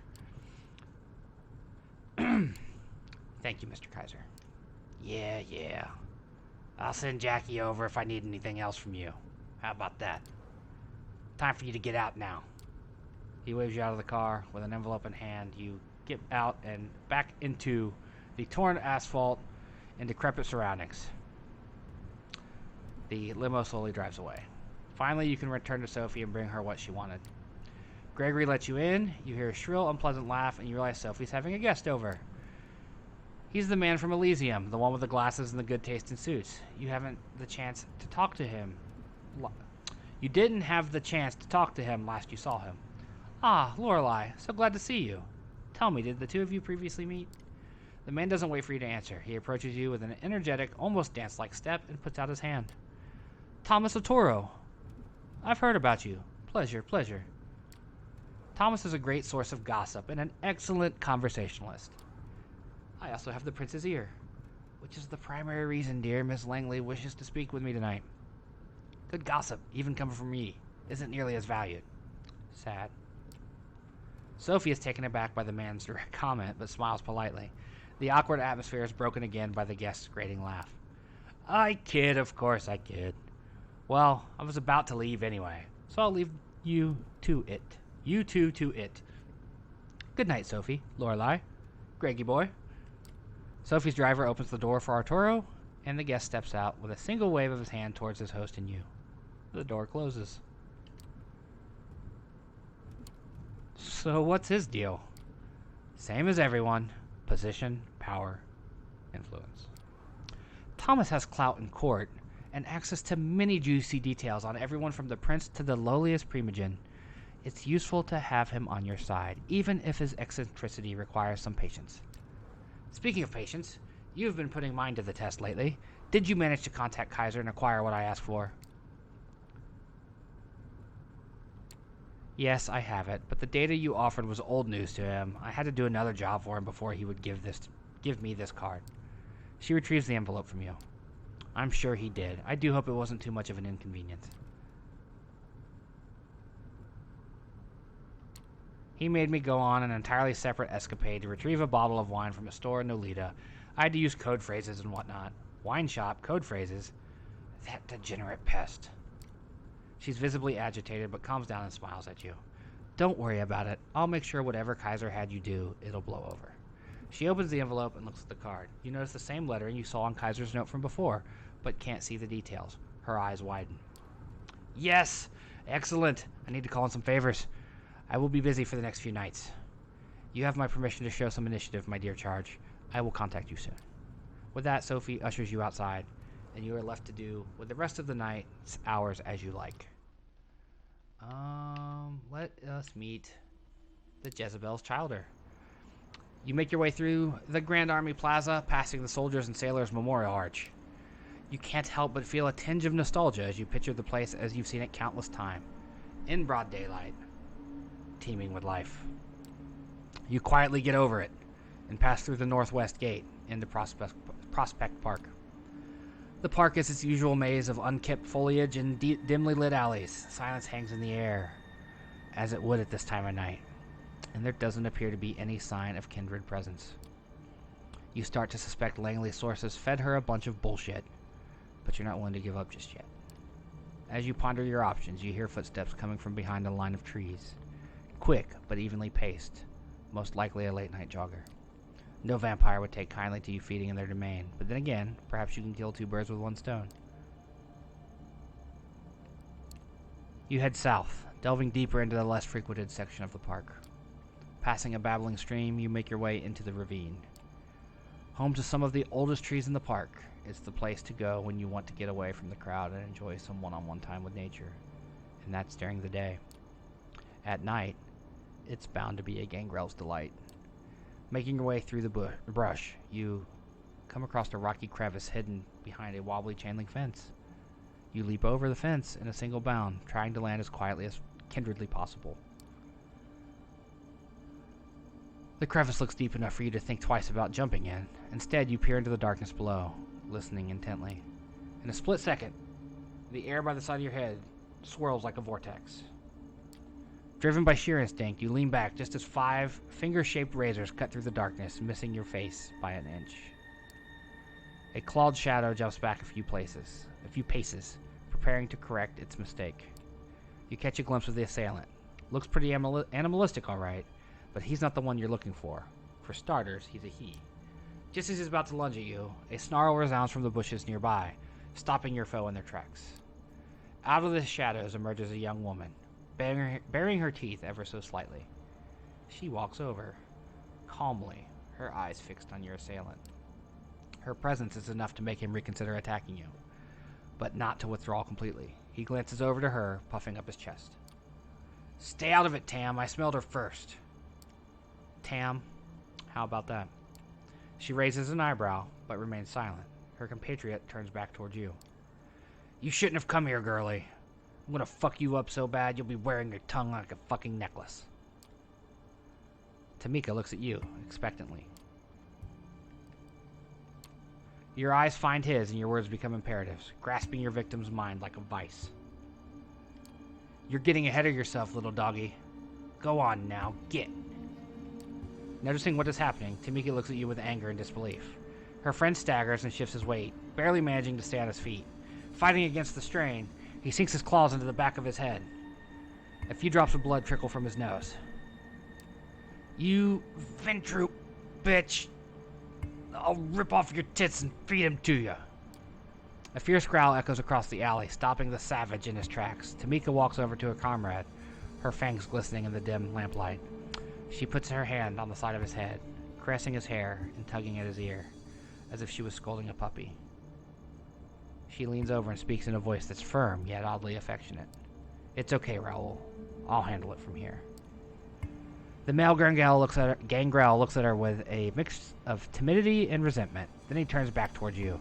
So that's how it's gonna be, huh? He yanks his head back and aims a gob of bloody spittle straight at your feet. Get fucked, both of you. Having said his piece, he retreats into the shadows. Although if you were to guess, he's likely to stay within earshot. With her companion gone, Tamika turns to you once more. What do you want? Straight to the point, huh? I like that. I don't care what you like. Now quit stalling. Have you something to say? Say it. I come with an offer. I'm willing to offer you my services, such as they are. All I would hope for in return is a fruitful, long-lasting relationship. So, you want to help me with something because you want to be my friend. That about right? Yeah, when you put it that way, it does sound corny, doesn't it? Uh-huh. She puts on a veneer of skepticism, but you can tell she's intrigued. Corny's not bad, though. I think I'm okay with corny. What I'm not okay with is putting my ass on the line and getting stabbed in the back for my trouble. So why exactly should I trust anything you say?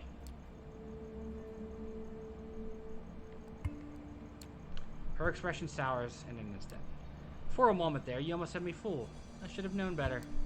Tamika looks to the side as if you hurt her feelings from what you've seen so far. It's an oddly emotive reaction for her. Quick to realize it, she straightens up and turns her piercing gaze towards you.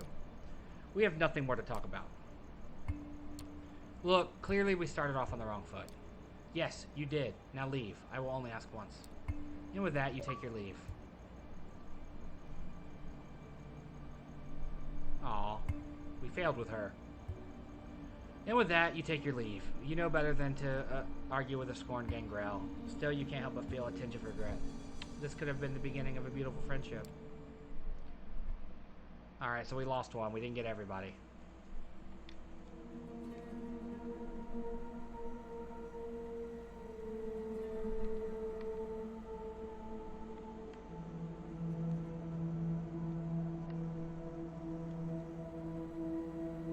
So check out D'Angelo. You make your way through the now familiar rusty maze of the grain terminal and up the stairs to D'Angelo's office. This time, however, you find the room firmly locked. There's a note pinned to the door. You rip it off and scan the crooked lettering. There's been another one. At the scene now. Come to Bedstuy? Corner of Pulaski and Garvey. ASAP. Looks like D'Angelo can use your help. Better get going. As you approach the address D'Angelo gave you, a squad car passes you by, sirens blaring. Following it, you make a turn from DeKalb Avenue onto Pulaski Street. Sure enough, the street is awash with red light, and the 4 or so police cars parked on the nearest corner next to an ambulance confirm that you're in the right place.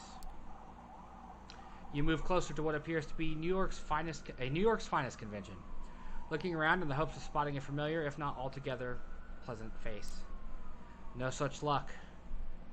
True to his Nosferatu lineage, D'Angelo is nowhere to be seen. You stop on the sidewalk across the street, trying not to draw attention to yourself. All of a sudden, one of the cops standing by the entrance to the building looks straight at you. He does a double take, and you instinctively look away. Bad move, you think to yourself, as you notice him making his way towards you. Not allowing panic to set in, you stand your ground, doing your best ordinary citizen impression. The cop waddles across the street towards you, his sense of authority putting that extra spring in his step. You try to remain calm, even as he puts his hand on his holster. Shit, you can't help but mouth the word. This is about to get messy. Suddenly he stops, as if instinctively realizing that he was just inches away from his grisly demise. He waves at you dismissively and yells in a thick Brooklyn accent. Hey! This is an active crime scene. Be on your way. That's my bad Brooklyn accent, I know. Relieved, but trying not to show it, you put on your grumpy New Yorker face and start to walk away. As you make your way past the dark alleyway, someone grabs you by the arm and pulls you into the shadows. If the smell of cigars and cheap cologne didn't give him away, the gravelly voice sure does. Nice save. I mean, dumb to show your face around here in the first place, but still. Come on, I'm parked over by the corner. Around the corner. Before you know it, you're sitting in the passenger seat of a busted old sedan parked half a block away, giving you a nice view of the police gathering.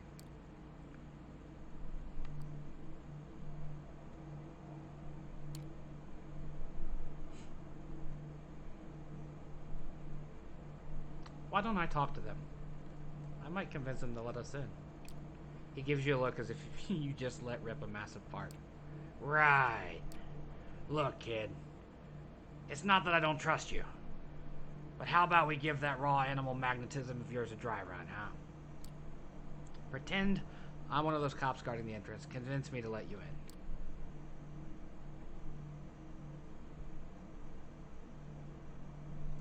using my powers. Evening, officers. You might not have noticed, but I am in fact a vampire, and I have just used my unholy powers of persuasion on your feeble minds. Now, why don't you piggies go grab yourself a donut and fuck off for a while? Okay, thanks, bye. Okay, well, okay then. I guess that might work. I couldn't even do the voice. I was too amused by it. See? Nothing to it. Fair enough. Go get him, Tiger. I'll stay close by just in case things go south. I don't have a lot of voices. I'm trying, though. You get out of the car, slamming the door a bit too loudly for your own good. As you cross the street, you already feel like you've made a big mistake. Oh well, too late to turn back now.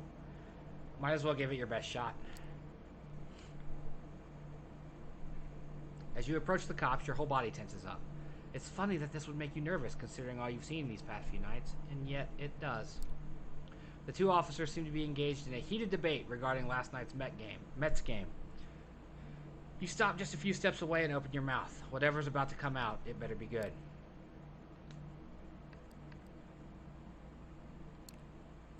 And then, just as you're about to weasel your way into their unsuspecting minds, you freeze.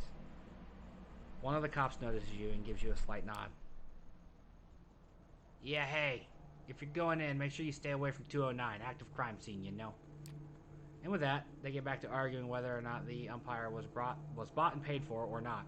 Utterly confused, you piece together what's left of your senses and hurry past them.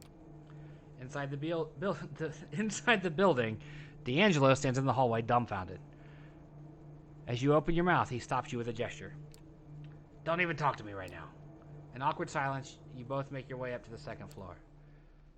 Finding the crime scene proves easy enough. You just follow the yellow police tape, and before you know it, you're standing in the middle of what used to be someone's living room. The place has been completely trashed. Knocked over furniture, shattered glass, the works. Looking around, you notice a sign scribbled on a nearby wall. It reads, "His gift, our fate." You're no expert in typography, but the crooked letters look similar to the ones you saw back in Red Hook. Sure enough, there's very little in terms of blood, save for the occasional stain that's bound to end up on the carpet once you toss someone through a glass coffee table. D'Angelo leans against the doorway. He seems lost in thought, sucking on a cigar compulsively and mumbling to himself. You lean over a bit, trying not to make it obvious that you're listening in. You manage to catch the last few lines of his monologue. The night's been kind to them so far, but the questions kept piling on, and now they found themselves amidst the wreckage of another life. It was up to them to sift through the debris and come up with a neat little pile of answers. Suddenly, he tenses up, as if sensing your eyes upon him. Feel free to chip in, kid. Anything catch your eye? His gift, our fate? Yeah, there's that. What do you think it means? His gift. Isn't there a theory that Cain was the first vampire? Oh, it's more than a theory. To some, it's a deeply held belief. And yeah, you're right. It's about the gift of Cain, as in vampirism. Our fate. Clearly, someone wasn't too happy to receive it. God damn it, I hate where this is going. Which is? Me being right. About thin blood involvement, I mean. Anyway, looks like we're not getting any more out of this place. No way around it. We gotta see the body. Really? After all this? I'd say your thin blood theory looks pretty solid. Look, kid. The Duskborn have shitty luck as it is. If I'm gonna accuse one of them of breaching the Masquerade, the least I can do is some goddamn due diligence. Luckily for us, I might know someone who could get us an audience with our dearly departed. To your surprise, he pulls out a cell phone, a busted old clamshell.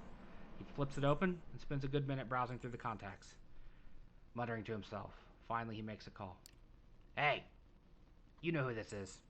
Yeah, that favor you owe me. Time to deliver. Yeah, listen, I know, you got a fresh one. The murder in Bedstuy. I think I pronounced that right. I need to take a look. Yes, now. Yeah, you'd better. With that, he hangs up and gives you his trademark wry smile. Wait. Aren't cell phones an issue for the Camarilla? Only if you tell them. Look, kid. I don't use it willy-nilly, alright? It's for special occasions. You don't always have time to throw fucking rocks at windows. Can you live with that? Or should I worry about being sent to the principal's office? Relax, D. I'm not gonna rat on you. He shoots you a smile. For some reason, it seems less crooked than usual. Good to know, kid. Anyway, looks like my guy's gonna come through. Next stop, Kings County. Kings County, the bleeding heart of Brooklyn. It's beating as hard as ever, with ambulance after ambulance, bringing in sick and wounded New Yorkers to be pumped through the tight arteries of the healthcare system.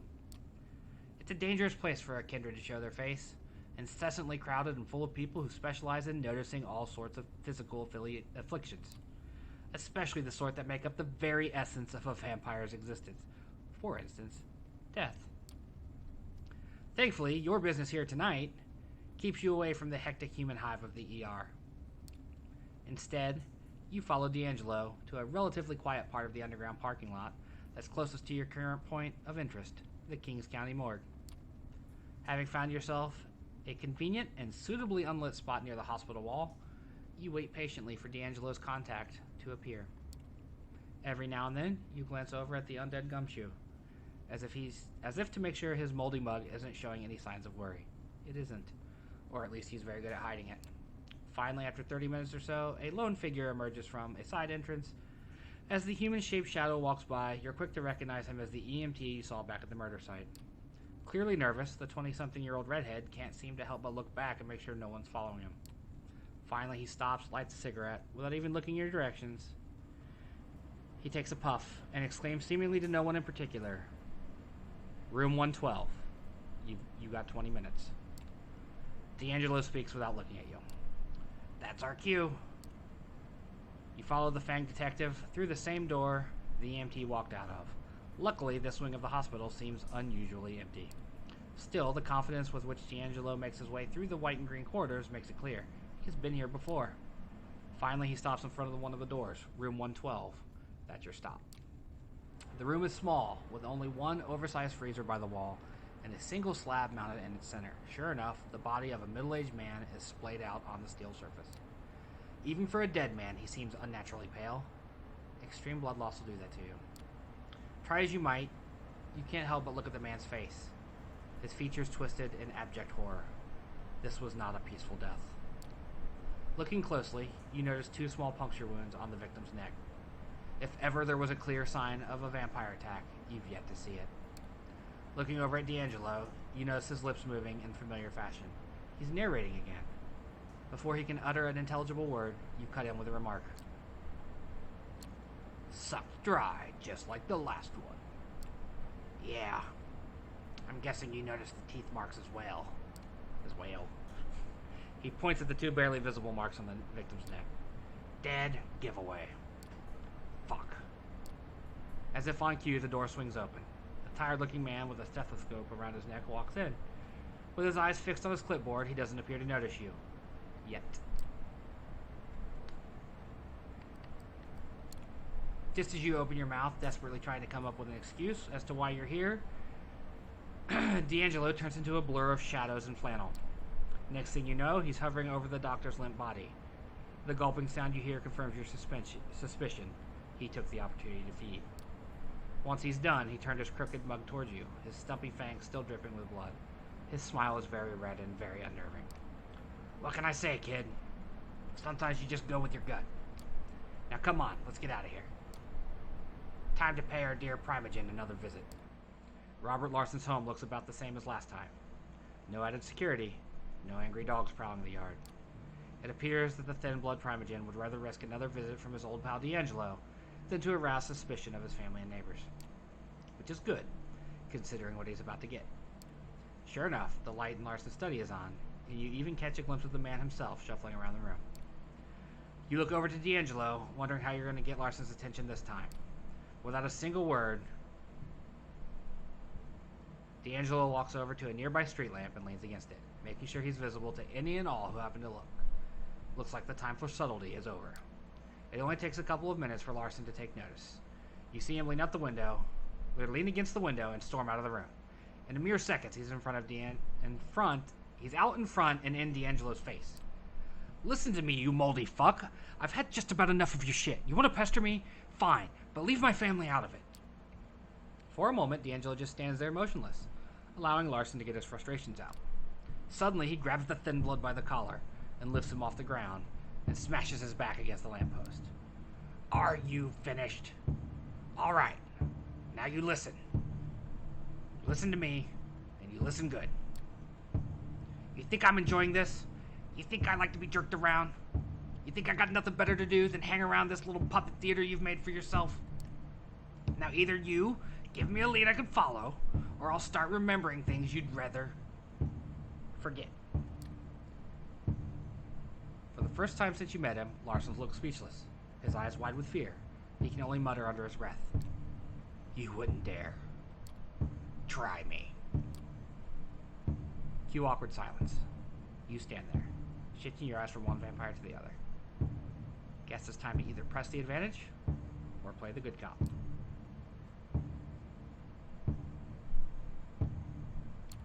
Come on, Larson, just give us something. It's been a rough night. See, Robert? My assistant here is tired of your shit, too.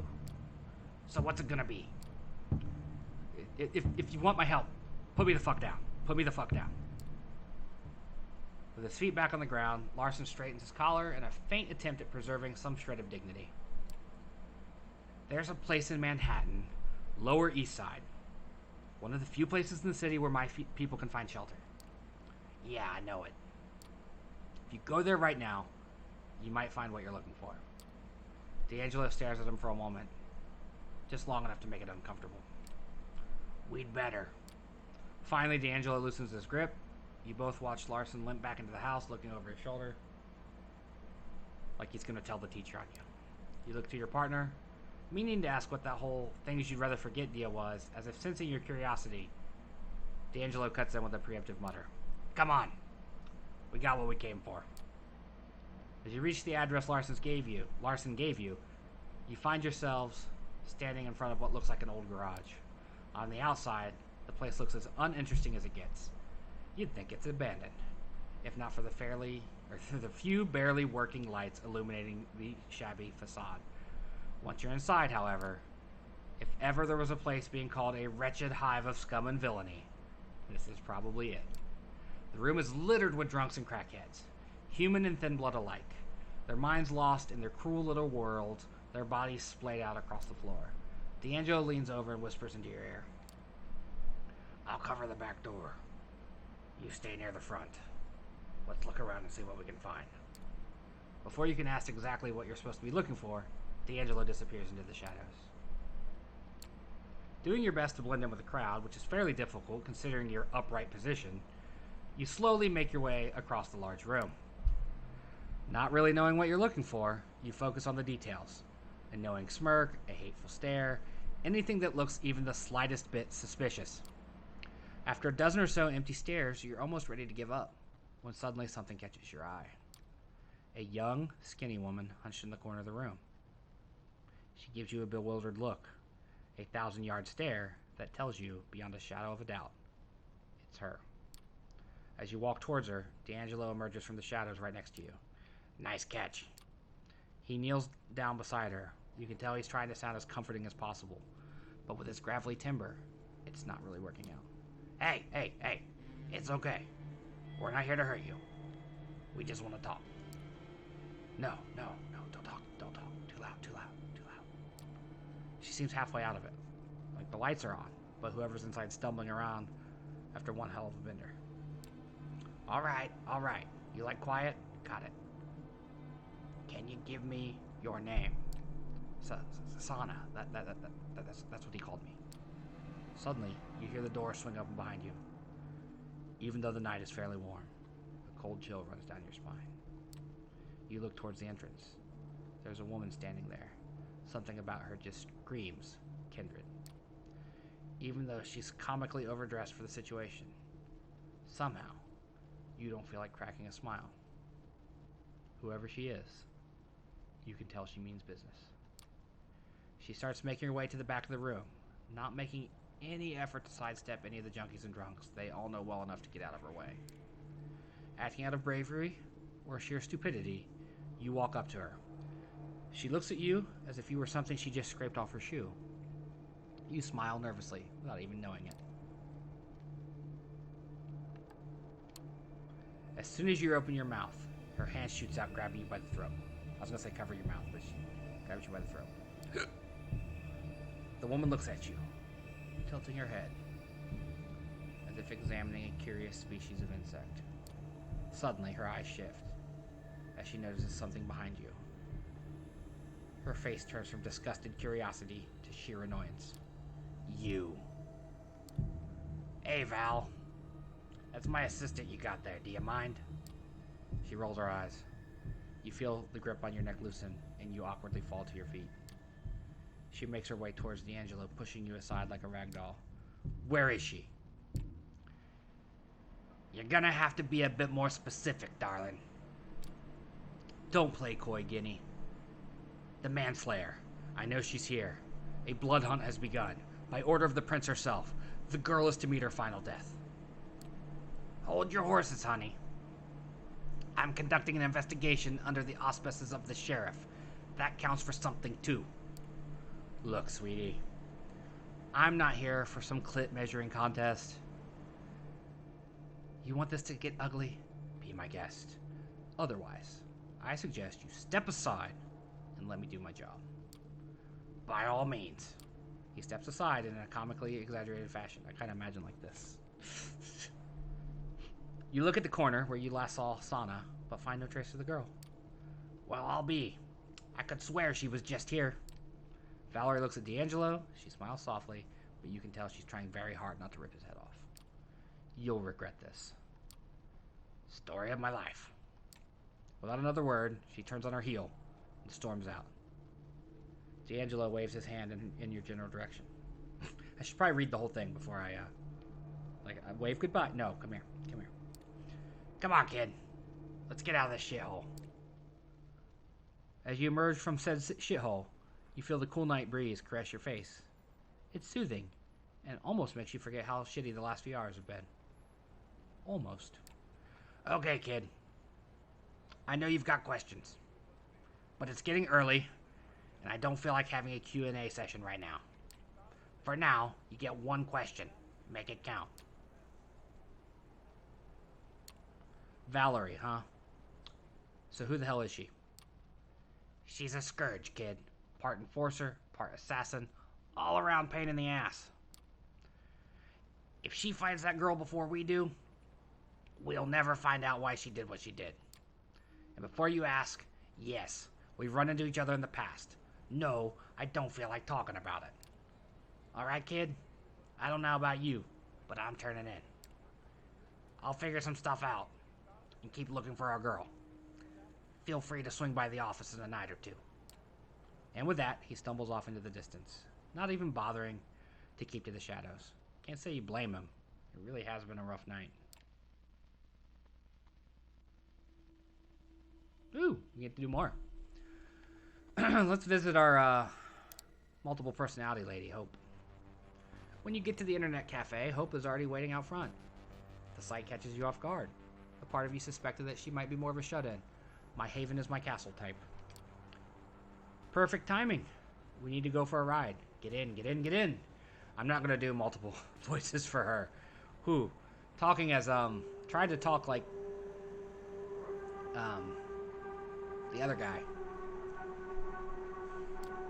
She doesn't wait for your response and jumps behind the wheel of a lavender vintage roadster instead. The engine starts, roaring expectantly, causing everyone's head to turn. Not wanting to attract needless attention, you quickly slip into the backseat of the car. The moment you shut the door behind you, the vehicle sets off, tires screeching.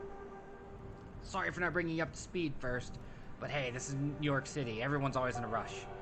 And this is even more true when you're kindred. Now allow me to take care of some business, and I'll be right with you. Even as she's zooming through traffic, she's still on her phone, of course. Shouldn't you look at the road from time to time? It might come as a bit of a shock to you, but I'm pretty decent at multitasking. It's pretty hard to make a living in this city.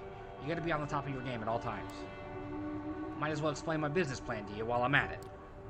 So another extremely online mall based in New York Goes by the name of dev/null. Told me to Google Ethereum a few years ago.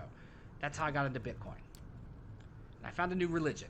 23-year-olds selling visions of governments replaced by benign code and decentralized consensus. Masses ruled by algorithm as just as the laws of physics. Idiot man-child investors trying to shape their realities through sheer fanatical zeal, and dedicated collectors of things as abstract as rare SHA-256 decryptions. Her driving style is far more aggressive and dangerous than you're comfortable with. Is it just you, or does she peek into the rearview mirror more often than she looks straight ahead? A hyper-speculative environment where nothing has real value, only abstract beliefs matter, and your life savings can be ruined by a single bullshit tweet. How could I refuse the allure?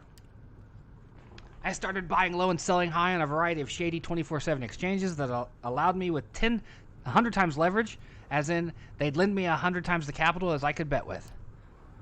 I got lucky at the beginning and kept the ball rolling, shorting and longing impulsively, recklessly. I got to the point where I became too big to fail, and that's when I cashed out. The car comes to an abrupt halt. You bump against the seat in front of you. Okay, the story will be continued later. We're here, right at our first stop. I need you to do me a favor.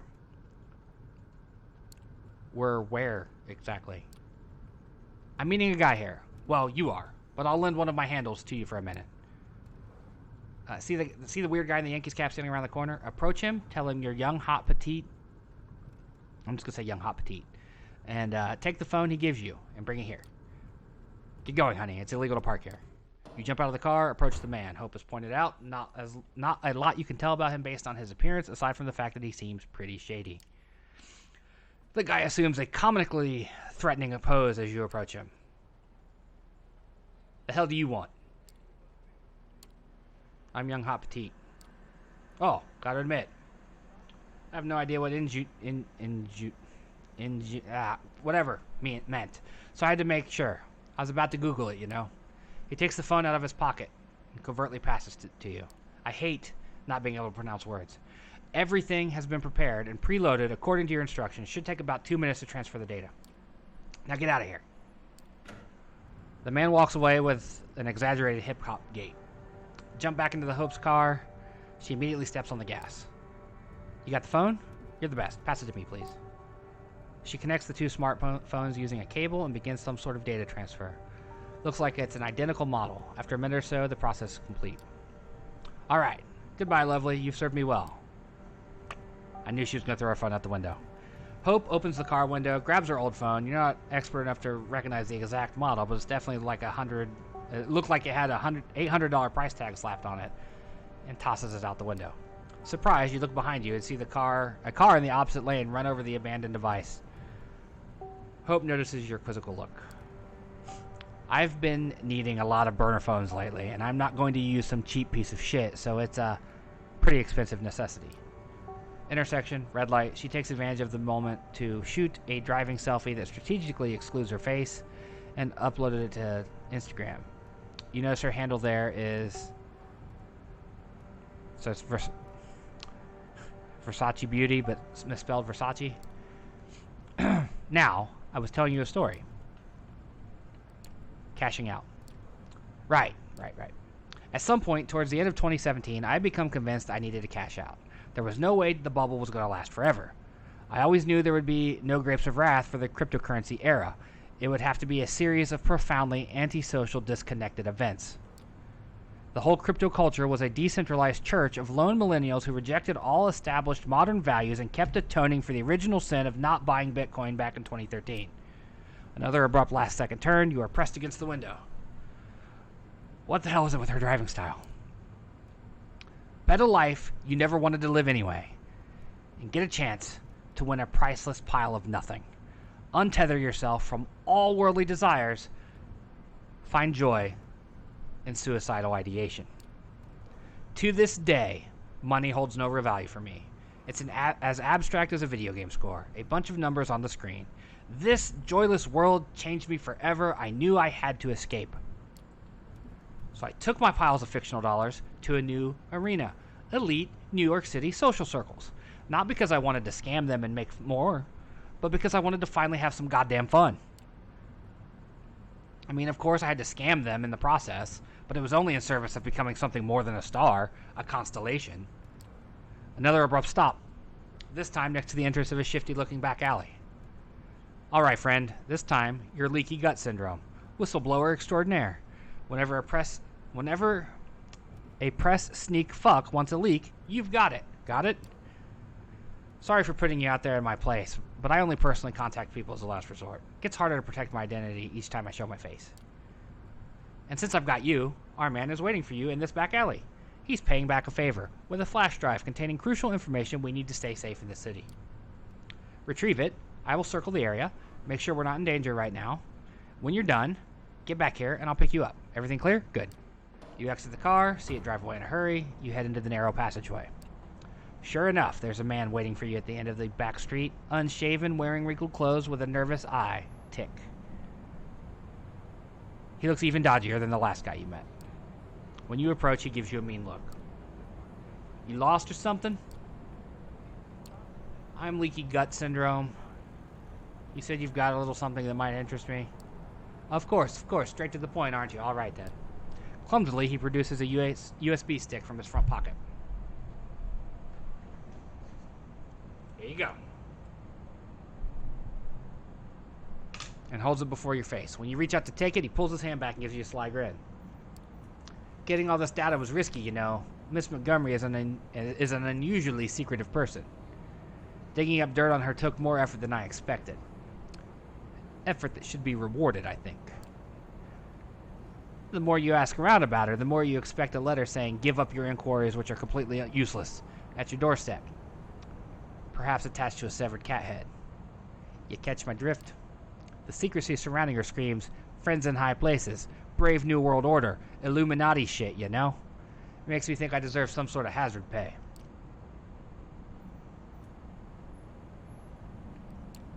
You try to imagine what Hope would do if she were in your place, then you simply turn away and start walking back where you came from. Calmly, wordlessly, no negotiations. Just as you're about to walk out of your sight, you hear an annoyed grunt behind you. All right. I shouldn't have put you on the spot like that. My bad, okay? Get back here. You turn around and look at the journalist expectantly. He sighs and extends the hand holding the flash drive toward you again. You take it. Oh yeah, one more thing. Not really sure what it's about, but one of my informants claims you might be interested in this. He reaches into his inner jacket pocket and presents you with something wholly unexpected. It's a bag of blood, labeled as ABRH-. You take a closer look at it, but that doesn't answer any of the questions that just appeared in your mind. You peek into the journalist's cold blue eyes and see them twitch uncontrollably. Don't ask me. They said you'll know what to do with it. Leaky gut. Come on, take it. Fine, I'll take it. You grab the bag. Anything else? Yeah, I don't think so. Thanks for your cooperation. Another eye twitch and an awkward silence. You hide the blood bag under your clothes and leave the alley the way you came. Hope's car appears behind the corner just as you walk out onto the street. It doesn't even fully stop when you approach, but slows down just enough so that you can jump in. The moment you close the door, she leans into the gas pedal with her full strength, causing the engine to roar. Her driving style definitely doesn't reflect how laid back she seems as a person. We got it? You throw the flash drive onto the seat next to her. Perfect. Any problems? How did the meeting go? You relate the entire back alley encounter to her. Towards the end of the story, you notice she's not staring at the road or her phone, but directly at your face. The realization startles you. You've got that bag of blood with you? You place it on the seat next to her. She peeks at the label. She looks at it again, then steps on the brakes. Fuck.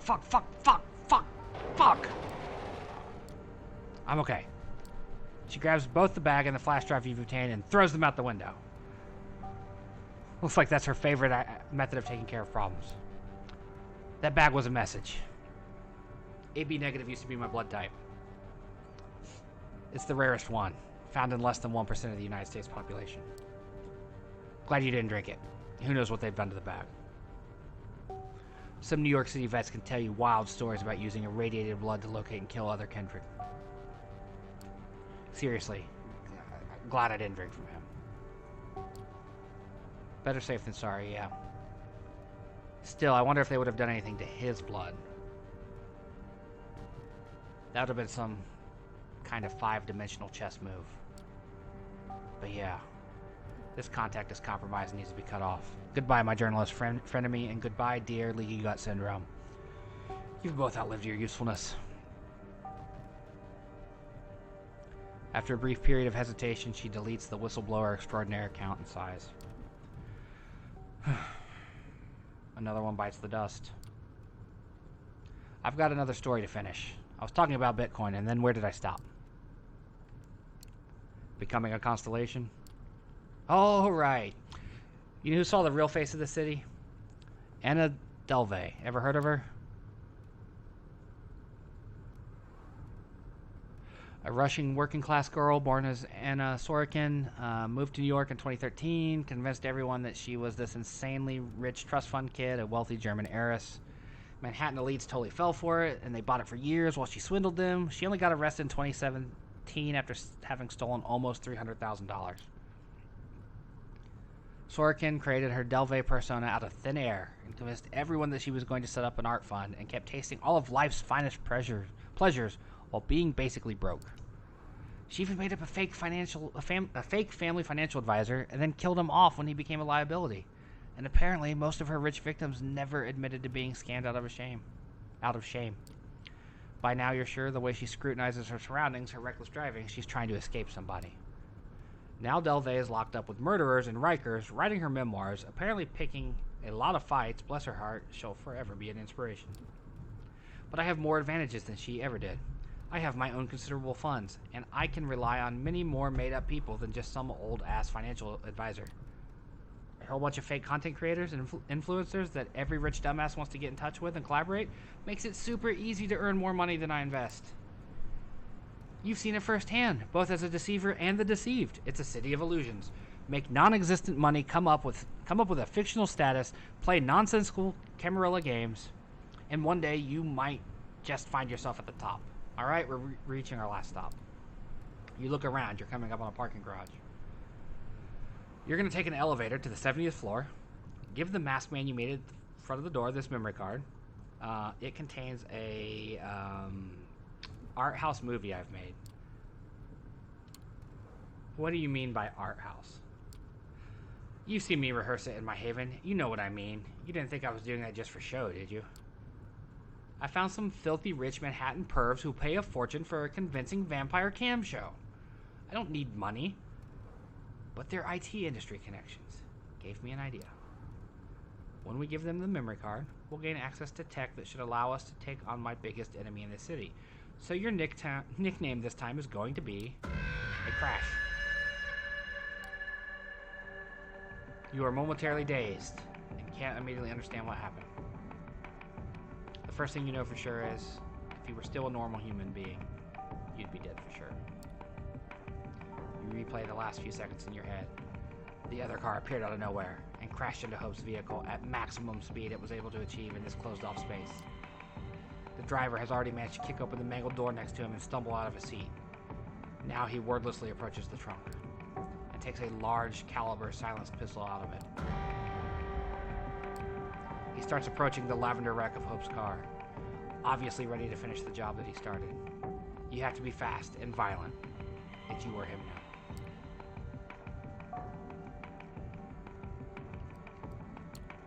Your instincts take over. You don't come up with a strategy or an optimal route. You simply start running towards the gunman, yelling. For a split second, he's completely dumbfounded. Then he opens fire. The bullets put a brief stop to your sprint. You're engulfed in pain, your flesh and clothes being shredded to bits. But when his magazine runs out, you're still standing and determined to move forward. He tries to act as quickly as possible, but he can't reload his weapon before you get to him. A tackle, a scream, left punch, right punch, left punch, right punch. You return this cruelty tenfold to his face. When you're done, the head is barely recognizable as human. You stand above the gunman's body, trying to calm yourself and your killer instincts. That's when you hear her voice. Ugh. Hope slithers out of her car and sees you standing over your assailant. Huh. You did pretty good. She approaches the body of the driver you killed and kicks it so she can take a better look at it. Upon seeing the front of the corpse, she lets out an annoyed grunt. Oh, knew it would be this asshole. He's been following us all day. And I know just who he belongs to. Even before she's done talking, she's already trying to reach someone through a video call. Eventually, she succeeds. You see a nonchalant woman in business casual on her smartphone screen. Kara. Kara Montgomery, how may I help you? Kara. Hope. Didn't expect you ever to reach me through this channel. Have you thought things through? Wait, did something happen? Did something happen? Your fucking ghoul just tried to kill me, you crazy bitch. That's what fucking happened. Calm yourself, for Christ's sakes. This is a baseless accusation. I know he's from Double Spiral. He's been working at your motherfucking company. Come on. You know I can't be held responsible for what the independent... I can't be held responsible for the independent actions of my subordinates. Why don't we just meet up and talk it over? Hope disconnects the call and instantly blocks Kara from contacting her. You corporate shithead. You make me sick. Tired, she turns her gaze to the dead ghoul. I'll dispose of him. Help me put him in my car. 30 seconds later, his body is lying on the back seat of the lavender-colored wreck. Okay, good. You take a look at the scene of carnage in front of you. Every second we're here gets us closer to a serious Masquerade violation. I'll have to exchange my Palme d'Or worthy masterpiece for the goods some other time. She gets behind the wheel, and you follow her inside. Meet me in my haven when I tell you it's safe. For now, I need to dump this asshole somewhere, get my car fixed, and plan our counterattack. You guide Hope to your own haven. She drops you off, and before she leaves, she makes what's about to come perfectly clear. If we want to survive this city, Kara Montgomery needs to die. She disappears into traffic, and you disappear into your place. And that's going to do it for tonight. We're going to switch. I'm going to take a break, get something to drink to rest my throat. And then we're going to play a little bit of Paradise Killer, about an hour, and that's going to end our night. Thank you for joining me. Those of you who came and went, and came and went, and came and went. I like playing Vampire the Masquerade, Coteries of New York. I like getting into the storytelling of it. It makes it a little more interactive, a little more transformative, I think, if I am trying to be a character actor for each character. I use this as practice for my eventual tabletop role playing because I want to play some stuff like D&D and all that stuff, and eventually start doing those sort of productions. But I need to get in that mindset. So this is practice. I'm using this video game as practice to not be just boring old Shad when I play tabletop RPGs. But yeah, I'm gonna take a break and some Advil because I got a bit of a headache, and then we'll be back for like an hour or so of Paradise Killer. I'll see you then.